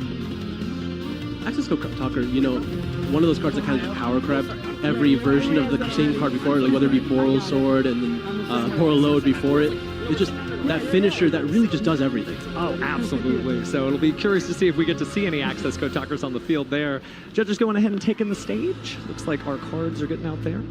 Yeah, players go ahead and getting their decks ready and shuffled up so they can go ahead and start round 5 here. Now, we mentioned we have some interesting strategies here. What do we, like, I don't think there's any reason to really hide it at this point. What do we think about Doug's strategy? So he's playing Exo Sister, and Exo Sister's really interesting because it basically creates a box that you have to play in. It's this almighty box of don't touch your graveyard, because the second you move a card out of your graveyard, then that means your opponent, well, he's going to see one of those new Exo Sister Xyz monsters. There's a lot of different decks out there that do access the graveyard, whether it's Pearly or even Rescue Ace, but his opponent shall be playing Monadium. So you don't have to access the graveyard of Monadium, but obviously the deck is better when you do, right? Vicious Astrolaud and Monadium Imaginings, etc. But this is going to be interesting to see whether or not that box is enough. Absolutely. Brennan's going to be having to use his Monadium strategy really efficiently here, trying to avoid using those effects like Valerium, as well as Vicious Astrolaud, and then like even the level 6 Synchro. Just to correct that, well, he is also representing America, so it's not going to be a grudge war between nations here. He's just from Ohio. Oh, I see. They corrected the flag there. Yeah. Well, that's good, though. It's one of those things where duelists do travel from all over the world, but it's nice to find somebody who shares your experiences, because that's what this game is really all about. It's just two people who don't know each other playing a fun game. Absolutely. You meet so many friends just playing the game like this, because it's a lot of interactions that you wouldn't have normally. You wouldn't normally go up and talk to all these people randomly, but because you have this mutual connection, you have this thing that you have in common, you just can start up a conversation over anything. Exactly. They're from different walks of life, but they have that same great hobby in mind. So the Yu-Gi-Oh! Trading card game is what has brought us duels together as intended. Looks like the players are getting just about ready to start. The decks are shuffled up. Are they ready to roll the dice? Perhaps. It's going to be interesting because this is going to be a very dice rolly game. Think about it. If Exo Sister gets to go first, it gets to put that box together, right? It gets to summon out those different monsters and say, hey, you want to touch your graveyard? That's your decision. On the other side, though, if Monadium gets to do its stuff first, then it doesn't even have to worry about that. It's already accessed the graveyard before an Exo Sister appeared. But let's go to game 1. Absolutely, game 1 here at YCS Richmond, round number 5. We talk about the die roll being important in basically every match, but it's not necessarily important for both decks, but it's really important for one because of how much stronger the other deck is at going first. That's what we really commonly see. Monadium doesn't really mind going second. Its board is strong, or at least its abilities to play into boards is strong enough that it can just do so, and it has all those powerful spells to do so as well.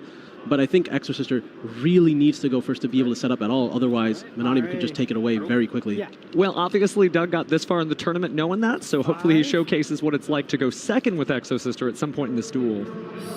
Well, he will have to, because Brendan rolled an 8 here, and almost certainly he will be going first. There we go. Get to see the opening hand here. It looks like Visas, Arrival, Rykart, Rhoda, and Reichphobia. Mm-hmm. Looks like we're going to go start with that reinforcement of the army. Likely going for a copy of Manadium Rumhar. Canadian Rim Hearts. Ooh, signed. Wonder whose autograph that is. Could be anyone. Who would be the most iconic Manadium player? Well, it might have been one of our top 4 competitors from last week, but let's focus on Brennan for now. Going to start with the opening play. Thinking pensively there, was almost about to commit to board. Activate Phobia. So you're just going ahead and go and add either a Visas or a Scareclaw monster. Probably just a Scareclaw monster at this point because you already have a copy of Visas Starfrost in your hand. Does let you get that combo going. Pretty easy to get things set up. Grab that Scareclaw arrival after Link summoning, but doesn't seem like Doug has anything to stop it. Yep, there is the Rykard here. Going to be able to add the arrival. Scareclaw arrival. Going to keep the fun going here. Likely to Link summon. Yep, there we go. Into Scareclaw Lightheart. Yep. Lightheart effect. Lightheart being able to add an additional copy of the field spell here. Yep. Certainly helpful because you have to remember that field spell's not just about the searching, it's also about that 3 monsters in defense position, allowing you to destroy 1 card basically for free. Yeah, absolutely. Which can be useful on your own monsters if you need to trigger something along the lines of Manadium Meek. Targeting Lightheart. It looks like we're just going to go right up from Visas here. Going to destroy the Lightheart. Once per dual effect of Lightheart. Just going to be able to put it right back on the field. It's going to be Visa Starfrost and Starfrost Services. Rival targeting Rykard. Yep. Yeah, it looks like he's trying to lead with an early Baron de Fleur before he commits any of his other monsters. That would be smart. We are getting up on that as Nibiru numbers. Targeting Rykard. Sure. Yep, use the Rumpel's effect in hand to destroy the Rykard and special summon itself. Probably going to grab Manadium Meek, I would assume. Manadium Meek. Yep, there it is. Meek's able to special summon itself. Yep. Or the 1521, because none of these stats are currently being boosted by the field spell, I believe. Synchro to Baron the floor. There is the Baron. And now, is he going to be using the effect of Baron to destroy his own Meek? Definitely could do that. But not that it would really do anything, but it just, he could. Doug's looking at his hand pensively, might have had something he could activate, or just thinking about next turn. Yeah, I think he's trying to navigate what he expects the field to look like at the end of this, and then try to figure out what his hand can do into that position. Looks like Scareclaw Kashtira and the Scareclaw Lightheart going to turn into Cross Sheep. Right, so now he's going to be able to go into Vicious Astrolaud, using that Visa Starfrost in either the Rum or the Rykard here. Ream Hearts? Looks like he's going to use the Ream Heart. Historical duelists know the power of banishing a light and a dark monster from the graveyard. Yep. From your extra deck, though, that's that's pretty crazy. All right, so we're getting a lot of effects here. The Astrolaud is going to destroy the Meek. Cross Sheep is going to be able to resummon that Rykard. And then Meek will be able to summon another monster here, just another Meek. Likely level modulated up to 4. I will make this level 4. There we go. Synchro summon. Oh, it's going to go into Crimson Dragon? This would be a great way to bring out Bestial Dissipator. Crimson Dragon effect targeting Baron. Yep. Yeah, it looks like he's going to immediately go into Baron to go into Spotter. It's so wild that over the years we've gotten these big level 10 synchro decks. You know, level 10 synchro used to feel impossible, and now, well, Brennan's showing how easy it is to do. Yeah, they were often so overlooked because there's such a limited amount of powerful ones, and now there's not really any shortage of them, except, you always kind of stare down at that Baron de Fleur. That's the one you expect to see every single time. Now the question is, are we going to finally get to see Draco Knight Equest in this duel? Yeah, this is one of the positions where it would be extremely effective, but a main deck Super Polymerization at this point in the format, I'm not really sure if I'd expect it. Probably not, but it would be nice to finally see such a fan-favorite 5Ds card. Looks like we're going to link again here using Visa Starfrost and Cross Sheep. Maybe for Little Knight, yeah. Gotta have the Little Knight. And then he's going to use the effect of Little Knight because an extract monster was used for it. He's going to be able to banish his own Astrolaud from the graveyard. Pass turn. So that's going to be it for now. Of course, that Bestial Dissipator can be used to put the Astrolaud back to destroy a monster after the effect is activated. So that's a huge play that could be seen later. Allows you to run less vicious Astrolauds, too. Taking a quick look at that Bestial Dissipator in hand. Yes, thanks.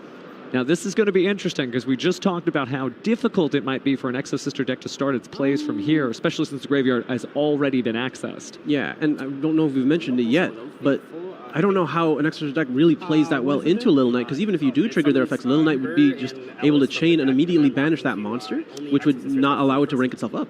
Oh, you're absolutely right. Magnifica, Exo-Sisters Magnifica may not even be able to do what it needs to do because of SP Little Knight. Now, we are seeing Martha here. Martha, obviously the strongest start for the Exorcister deck. Honestly surprised that Baron wasn't just used on it. But I guess it's not really doing anything until it ranks itself up. Like with the both bodies, because not like you're triggering anything here. No, absolutely. With the SP Little Knight, you also have that extra advantage of just, banish when you need to after they activate an effect. Is that an activated effect or okay? I was able to special himself from the hand because of the Exorcister's controls. And notice the question there for Brennan, is that an activated effect? I think that feels like, hey, I want to use this SP Little Knight as soon as I can. Or at least consider the option, right? Like, maybe he doesn't need to use it, but he just wants to know that he can. Mm-hmm. Okay. Effect on summon, Dweller. Right, so no activated effects in the graveyard for Brennan this turn. That's an activated effect? Yes, that is an activated effect. To that, I will chain Baron to negate and destroy. Sure. Interesting. Okay, so Baron is going to be used up now. So now he's just looking at the Bestial Dissipator and the SP Little Knight, but that's still a lot. Now, there is a normal summon here. Add a spirit monster to my hand. Add the spirit monster to your hand. And then spirits can't be special summoned, they bounce back to the hand during the end phase. Alright. Yeah, this was always such a neat additional engine to the Exorcister strategy, because you get to put up a rank 4 on the field without actually special summoning a monster out before doing so. So you get to still maintain all your Exorcister effects while making an Exorcister naturally. Now, it's not every day that you see spirits in competitive play. But this is the crazy interaction that you don't see super often, but it's the extreme value of Little Knight banishing Baron as well as another monster on the field. So when the Baron comes back, it has not used its effect on the field yet. So it's reset. SP Little Knight, definitely the MVP of Age of Overlord. It's really showing its flexibility, not only to protect yourself, but also to kind of reuse your own effects. Yeah, that card being extremely strong. You've seen it a mainstay in almost every strategy at one, but we've seen it in some strategies going up to even 3 copies in the deck.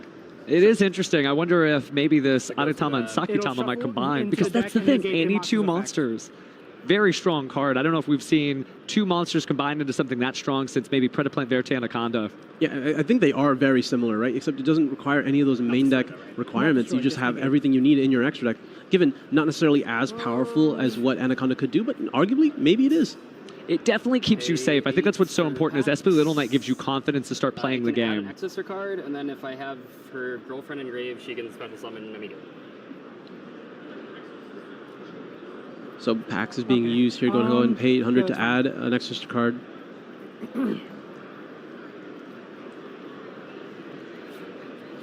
See which one we're grabbing here. Grave, I can add in special Stella. All right. So we've got Stella on the field now. We do have 2 monsters again. Might be time to SP Little Knight in revenge, but we'll see.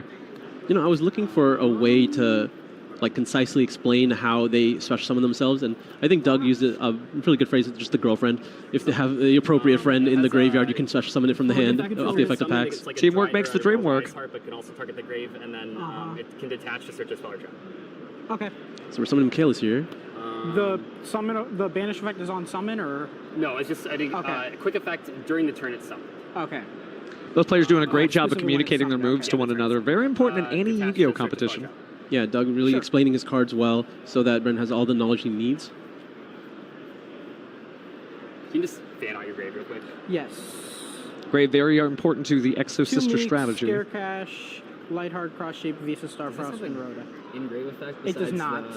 Just the destroy summon effect. Yeah, no crazy grave effects at the moment. You might want to get the Visas out of there just so that it's not available for Astral Loud next turn. Can I read? Yeah. Probably a good idea. If all looks like we're adding Returnia. Sisters, minimum 1, pay 8, target this card. One card your opponent controls are in their graveyard. Banish it, then apply one of the following effects. It's nice to see Exorcister doing well this late into the tournament. Obviously, we're still about in the mid-rounds, but it's one of those decks where it has to kind of have things go right for it. But once it does, it does. It just makes a trap. Yeah, like the individual bodies of the Xyz monsters are very powerful, and if you're ever actually playing into the Exorcister effects, the deck feels a lot stronger. Because of Right Phobia? Yeah, so it's at 23. Yes. Because for each different... Honestly, a really good meta pick today, too, because when you think about everything we featured today, everybody was touching the graveyard. Yeah, I mean, some decks have a lot more flexibility, but when you consider a deck like Tearlament, it's a lot harder. 23 over Alright, so effectively dealing with the Little Knight now, even though it has used its effect already, so at least the Baron will be coming back. And then in battle phase still, yes. Machias effect, target the He's going to using the effective mechanics now to banish a card, and he's going to go after the Despotter. All right. Okay, smart there too, making sure. Yep. So what happened to the monster banished off Little Knight? That wasn't the Baron. Was it used with? Was it used to negate something with Despotter? I believe it was, but at the same time, I'm not sure. It should come back if both monsters leave and one isn't able to come back. The other monster still does come back. Yeah, absolutely. So we still should see Barong, which is insane. Yeah, just I mean, that's the other interaction of Little Knight in this strategy specifically, because you're able to use the Spotter as a second ability using your opponent's banished cards, and they don't even get the card back anymore. So we've got our Pot of Prosperity here. Looks like we're seeing Triple Tactics Thrust, a Forbidden Lance, 2 copies of Martha. Looks like Exo Sister Pax and one other card. The Infinite Permanence? Oh, it is an Infinite Permanence. Okay, the Rarity Collection art threw me off there. Yeah, no, that looks like a Europrint Ultimate Rare. Okay, interesting. Gorgeous card nonetheless. Absolutely. You gotta get all the swirls. So Doug is going to use Thrust here. Now, all versions of Tactics are available. Oh, he's just going to go for his in-engine Exorcer. What is that? Looks like Bodice. Yeah, so he has both the Destruction, or like the Banish, as well as the Summon effects now. No, he's doing good. He is creating that almighty box that his opponent's going to have to play into. But, I mean, Brandon's going to be able to just summon Baron back to start his turn. But what a way to start a turn, right? We all wish that Baron de Fleur would just drop into our lap. End phase, Baron will return because of SP's effects. Yep. What an incredible card to just have return and be able to use both of its effects again.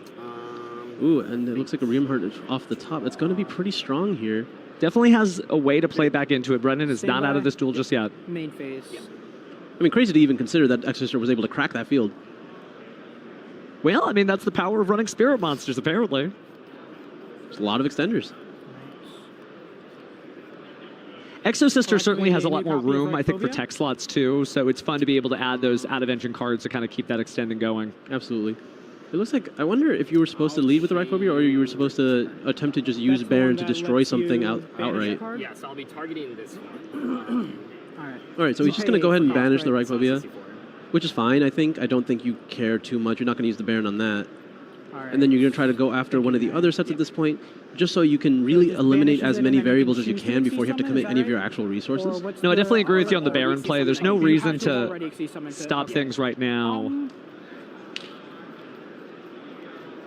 So, yeah, we might see a chain here. Yeah, so that Returnia could get its additional effect, so that if Vadis resolves first, an Exceed Summon will be conducted. Actually, no, it won't, because... Oh, no. That would put you at so Returnia would be immediately after the effect resolves Exceed Summon an Exo Sister monster. Yeah, so it can. So it would be able to do all of it. This is an interesting chain. I think maybe Baron has to be used on this one. To that one, I will chain Baron de Fleur. And it looks like he agrees. We're all putting in work there. Yep, banish that. And then Baron can still go and use its Destruction effect on the last set here, or the Michaelis, if he really feels like it. Kind of a tale of two choices, right? The face down could be chainable, but the face up monster, may not.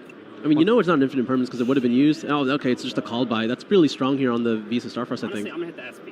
Oh, he's going to hit the SP. That's interesting. Yeah. Maybe to prevent the SP Little Knight from being a factor next turn? Yeah, I don't know if he's going to have another turn, really, but we'll have to see because he doesn't know about the Rum Heart in hand. Oh, and he moved fast. Yeah, he wanted to keep him off one of those level 4 heart monsters as much as he could, but seeing just one, he knows how deep this deck can go. What's up? That was a really good, decisive decision from Doug. It's one of those things where you can, let the match play out, but this is a Yu-Gi-Oh! Competition, and one of the rules is, well, at the end of the round, you're going to check those life points. And so, effectively, what Doug has done is just cut off that losing road as fast as he can to give him as much time later in the game as possible. Yeah, being aware that if you're in a position where you cannot win any longer, you want to just move on to the next one, give yourself as much time as possible to finish the game 3. But now he gets to go first against the Monodium strategy, and given the knowledge that he has, what do you think he tries to do differently, if anything? So there's not really necessarily like one card that can stop Exo Sister. It's not necessarily one of those easily stopped decks, but from the flip side, Monodium doesn't feel great when it gets hit by things like Droll and Lockbird, right? It's always added cards to the hand, so if Doug has access to Droll Lockbird, I feel like that would be probably a strong way to get things going. Any of the other, traps that are the traditional floodgates, because, Exo Sister, it can hide behind floodgates. Obviously not something like Skill Drain, but you could put something on the field and then just sit on the Exo Sister strategy and hope they finally, mess up in some kind of way. but I feel like that would be what I'd be reaching for, and hopefully he packed that in the side deck. Yeah, those powerful traps can really be a detriment to any strategy, but I don't know how many he has going for him. I wonder, because it's kind of a hit or miss strategy thing, because if you draw all the monster part of their strategy, you're able to go through most things because you can just kind of churn them out. But if you have all the searchers, it's really easy to just not have access to anything because you are playing into those Droll and Lockwards. You are playing into things along the lines of anti-spell fragrance, which is something we haven't seen a lot lately. True, and that would be something that would stop Brennan pretty cold in his tracks because Manatium does love its spell cards. The other thing that's weird here, though, is that Doug is going to be going first, so you kind of have to side deck going first in mind. It's not like he's going to have the same experience he just did where he needs that Droll and Lockwood so bad. Possibly, if he puts cards that activate from the hand in now, he might see that in the first turn, and that's just one less card to get the Exo Sister strategy going. Yeah, but at least Exo Sister does play with only one card. It just needs to see Martha and Martha alone. That's kind of the situation with Exo Sister. It doesn't really matter what the rest of your cards are. I mean, you can have combinations of the matching sisters, but realistically, if you see Martha, you're just good to go. That's where you want to be. Or if you just see the appropriate spirit monster. But I think in any position against Vanadium, it doesn't really matter if you're able to play or not. If you have Droll and Lockwood, they're likely not able to get very far, so you will take the sacrifice of potentially not having the strongest turn one. I think even Tearlament would keep in Droll going first against this deck. Hopefully we'll see how that pans out. Looks like the players are just about ready to go here. It's really great to see Exo Sister again. It's not a bad deck by any means, but it's not a commonly played strategy, but I guess we'll see what happens with it in game 2. Absolutely. We've seen Exo Sister have a surprise victory at the remote YCS from Steven Santoli himself, the winner of their previous YCS here in North America at Indianapolis. So a deck that can truly shine when it's not expected. Yep. We do see some powerful cards in Brennan's hand here. A lot of spells, though. In fact, I think it is 5 spells. So if there is a copy of Anti-Spell Fragrance for Doug, it could be really decisive here. But I think I also see 5 monsters from him. So everybody's just got one color. I can draw a card as an activated effect. Oh, well, Special looks like a draw Exo Sister. All right. Effect is draw. Oh, sure. We would get a draw here off Sophia. And is that a trap card? Looks like another monster. Looks like another monster, unfortunately. Not what you want to see here, but at least you're able to get started here. We can't special from the graveyards this turn, and then also I can detach to search. Oh, that's mandatory. That's cool. Yeah. So now he's able to detach, search for Exo Sister packs, I imagine, just to get access to Martha. Packs would be a great idea right now, just so you can, again, stack up those cards. Wait, this one searches monsters immediately. Okay, this one just searches monsters, so you just get Martha. Cut out the middleman, right to the Martha. Yeah. So Martha's going to go ahead and... Michaela searches the spells and traps, I believe. Okay. Anything on Rose? Nope. So this allows you to go into Magnifica turn 1, which is pretty strong. I know we already saw all spells from Brennan, but definitely playing like Nibiru is not a factor here. Well, that's the thing about Exo Sister, you just can't avoid Nibiru. There's no point in that deck where it's able to actually do anything relevant, where you can actually play around Nibiru. If you want to make Magnifica, you're going to play into it. Got to do what you got to do. But at least in this line, you have Vada set up, you have Magnifica, and any other interruptions you have in your hand. Yep, and then shuffle. So it looks like he grabbed the Exo Sister Vadis there, so at least have one trap card to back up his cards. And there's the Magnifica, using those 2 Xyz monsters. Such a cool mechanic to I say. know it has a tag out effect. Does it do anything? It's just like the weirdest card ever. Yeah, a card with a lot of effects here. That can't be cheated out. We'll tell you what, let's read along with the crowd here. Must be exceed someone with the above materials. Card can make a second attack during each battle phase, and once per turn, you detach material from the card, banish one card your opponent controls. Does not target. Doesn't target, that's so wild. On top of that, all right. And then it swaps itself out.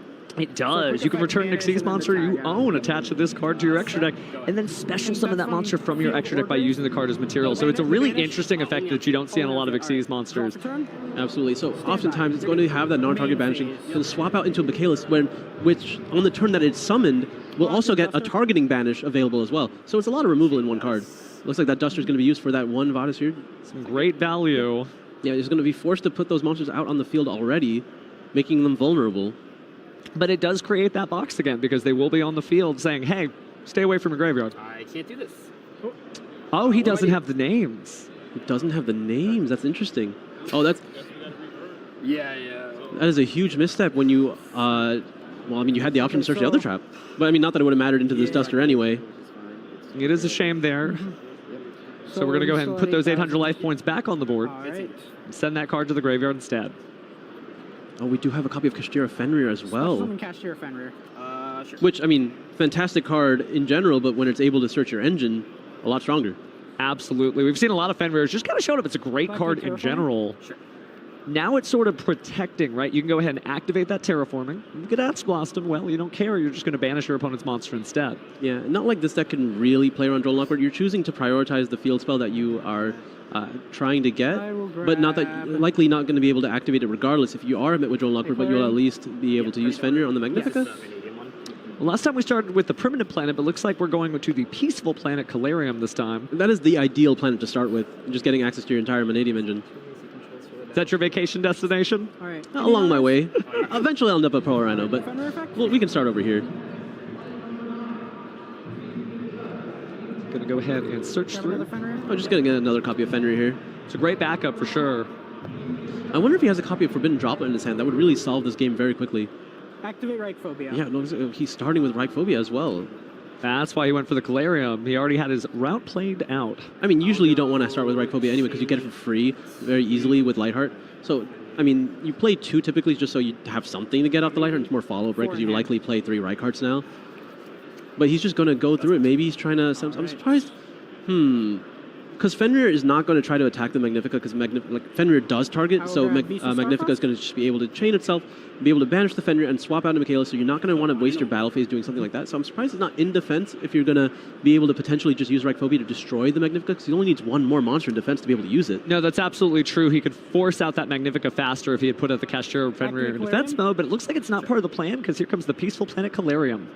This is just going to likely add the Ream Heart.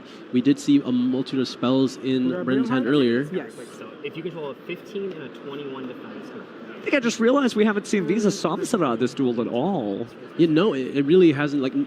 Both the extra deck monster and the level 4 monster has not seen play just yet. Just classic Visa Starfrost. Normal summon, attempt effect. To send. This is going to search a Vanadium card. Yeah, this can search either Meek or the Vanadium. I mean, technically there's a lot of Vanadium spells now that you play. A little bit more options than there used to be with just Meek and Obsession. There's some hidden gems out there. Somebody one day might be playing Fearless. I think a few weeks ago, there were some other ones being played, but I mean, Reframing is also an easy choice. But I don't know if that's ever going to be in your deck going second. Probably not, but looks like we're resolving it now, so let's see what we search. This is going to be the Meek. That makes sense here. Such a great card. So we have access to Visa Starfrost. We have access to Meek. And it looks like we're forcing out. I'm trying to see how that last match. There for Row. Even made it to the top 8 with TCG, I believe. Yeah, and that was incredible playing because the play he made was basically just destroying his own. Who's he playing against, though? Right deck where you go access the Tribegate engine, but Anti-Spell Fragrance is going to be flipped up right away during the draw phase. So he's hoping to slow down Jesse at least until he can draw a card that allows him to do some sort of combo. It seems he can't do anything with the kit alone. It must be nothing in his extra deck to link it into. Yeah, it is very common to see that Almaraz as you were mentioning, but nothing here from Rohan. Now Jesse's going to consider his options here before he moves into the main phase. Now, Anti-Spell Fragrance strong against Unchained, but not the best. Like, they can definitely still play plenty as they use the traps and monster effects. Going to set a trap card, destroy it with Shavara, set a spell card. Abomination's Prison, same difference. The same thing. They both special summon monsters from the deck when destroyed while set. Indefinitely. That spell card wasn't doing much in Jesse's hand thanks to that Anti-Spell Fragrance, so trading that for a new monster on the field is fantastic. Going to summon the Abominable Unchained one, and this will let him discard a card and destroy a card on the field.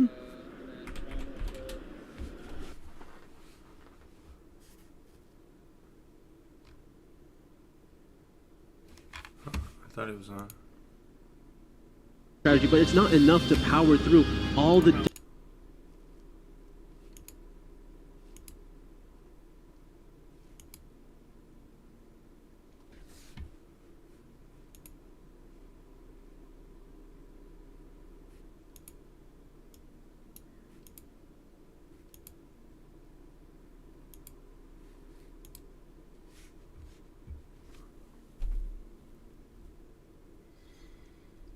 See what happened, guys. They're all things considered, both Danger Nessie and Danger Mothman.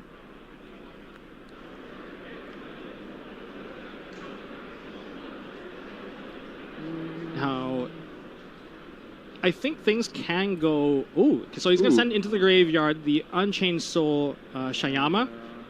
It's a wonderful card in the deck as well, because you can destroy one of your own cards and just more or less summon out a free level 6 monster onto the field. And then you get to trigger the effect of Kaleido Heart. Mm-hmm. And it is a fiend. Remember, that's right. Kaleido Heart is a fiend, which doesn't match up with any other typing within the Tier Elements deck, but it works out perfectly in this case. And it's not typically the case that a Unchained card would find its way into a strategy like this when there's an entire Unchained deck itself that's devoted to the strategy that is perfectly playable. So it's interesting to see the deck building decisions. I commented on whether it's the Shadal package, the Danger package, the Horus package. How about a small Unchained card in your Tier Element strategy as well? It works pretty well, especially that the Unchained card is also level 6, so it might lead into like a Beatrice play, giving you just a quick effect to send more monsters into the graveyard, send cards into the graveyard, and maybe fetching you the card that you're missing. It does seem like he is going to go into an IP Little Knight. Oh, that's SP Little Knight? Sorry, yes, SP. SP. Well, that's a lot of interactions here.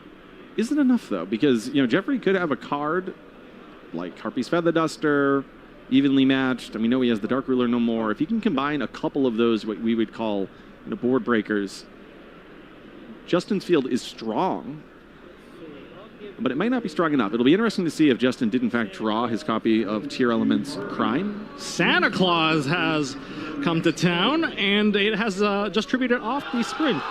2 Santa Clauses have been taken out. Now, that's going to activate Scream. Oh, ooh, okay.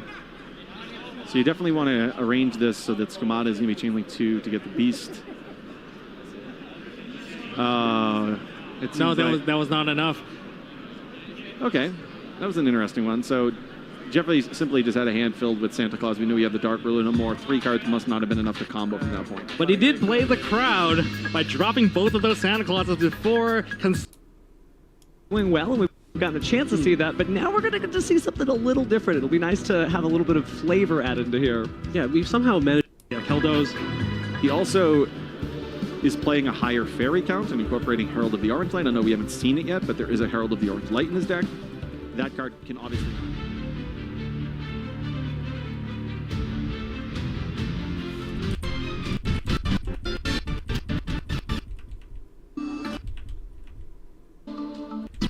this week, so we've seen the force.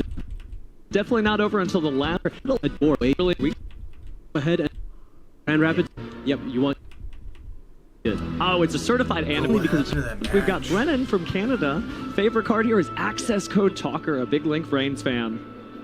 Yeah, I haven't seen anyone say Access Code is their favorite card yet, mainly because it's so scary to go up against, but I guess when you're the one doing it, it feels pretty good. Oh, it's a certified anime moment. I don't want to spoil anything about the end of Reigns, but if you love Access Code Talker, you should definitely check out the show. It's already over. Who won? Or doing so you get to still maintain all your extras. Stop things. Yeah. That is a huge... SP Lil Knight really showed... Oh, is that it? Great value. Yeah, he's going to be forced to put those monsters out on the field already, making them vulnerable. But it does create that box again, because they will be on the field saying, hey, stay away from your graveyard. I can't do this. Oh, he doesn't have the names. He doesn't have the names. That's interesting. Oh, that's... Yeah. That is a huge misstep when you... you had the option to search the other trap. But, not that it would have mattered into this Duster anyway. It is a shame there. So we're going to go ahead and put those 800 life points back on the board. All right. Send that card to the graveyard instead. Oh, we do have a copy of Kashtira Fenrir as well. Summon Kashtira Fenrir. Sure. Which, fantastic card in general, but when it's able to search your engine, a lot stronger. Absolutely. We've seen a lot of Fenrirs just kind of showed up. It's a great card in general. Sure. Now it's sort of protecting, right? You can go ahead and activate that terraforming. You could add Sploston. Well, you don't care. You're just going to banish your opponent's monster instead. Yeah, not like this deck can really play around Droll Knockward. You're choosing to prioritize the field spell that you are trying to get, but not that likely not going to be able to activate it regardless if you are met with Droll Knockward, but you'll at least be able to use Fenrir on the Magnifica. Well, last time we started with the primitive planet, but looks like we're going to the peaceful planet Calarium this time. That is the ideal planet to start with, just getting access to your entire Vanadium engine. Is that your vacation destination? All right. Along my way.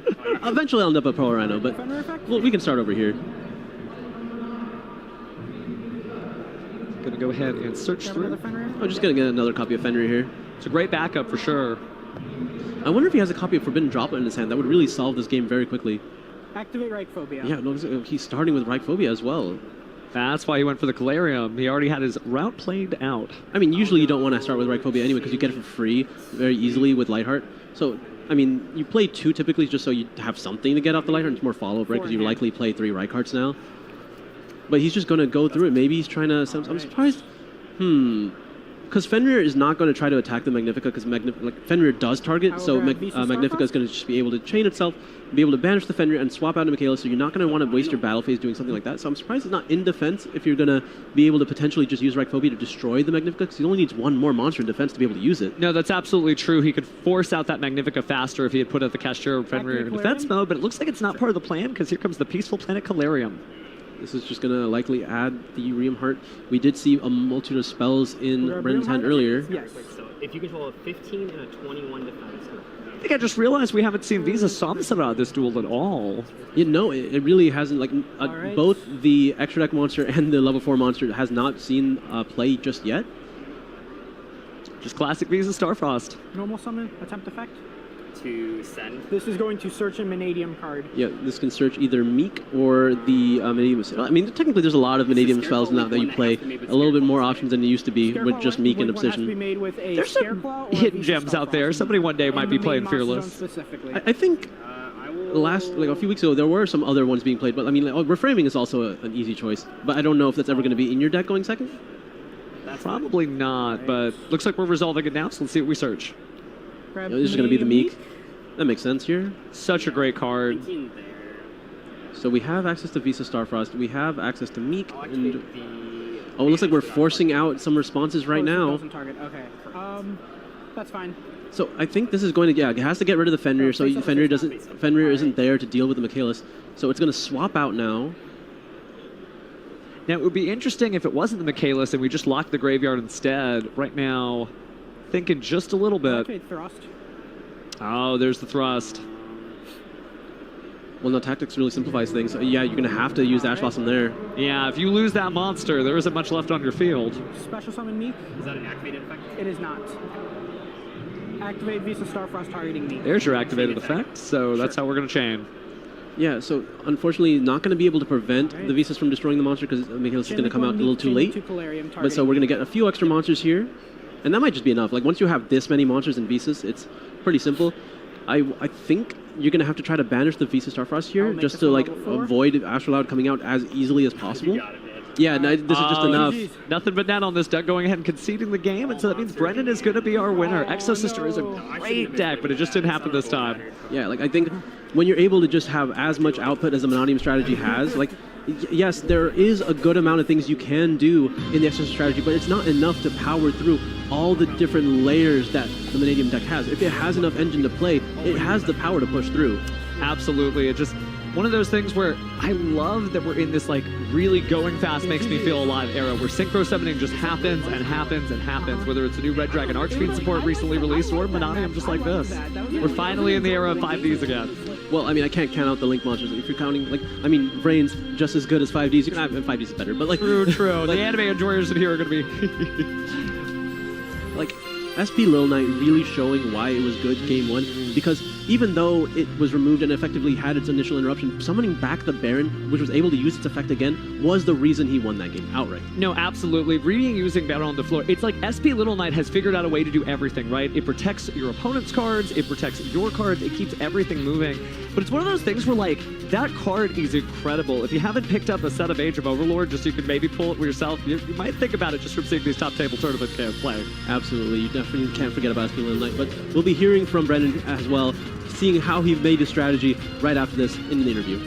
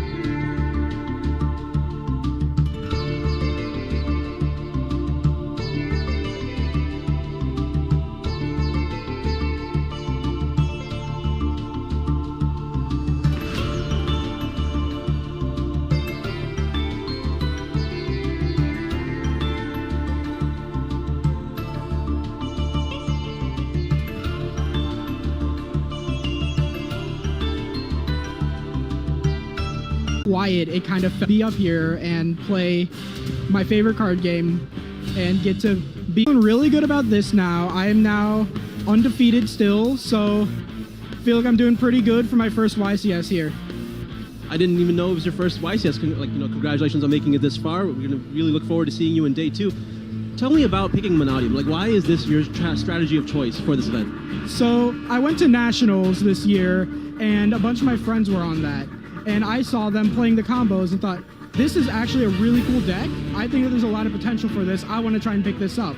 And here I am. Absolutely. Combo decks can be so fun. Something that's so unique to Yu-Gi-Oh! Where you can just use all of your cards to do something really creative and really cool.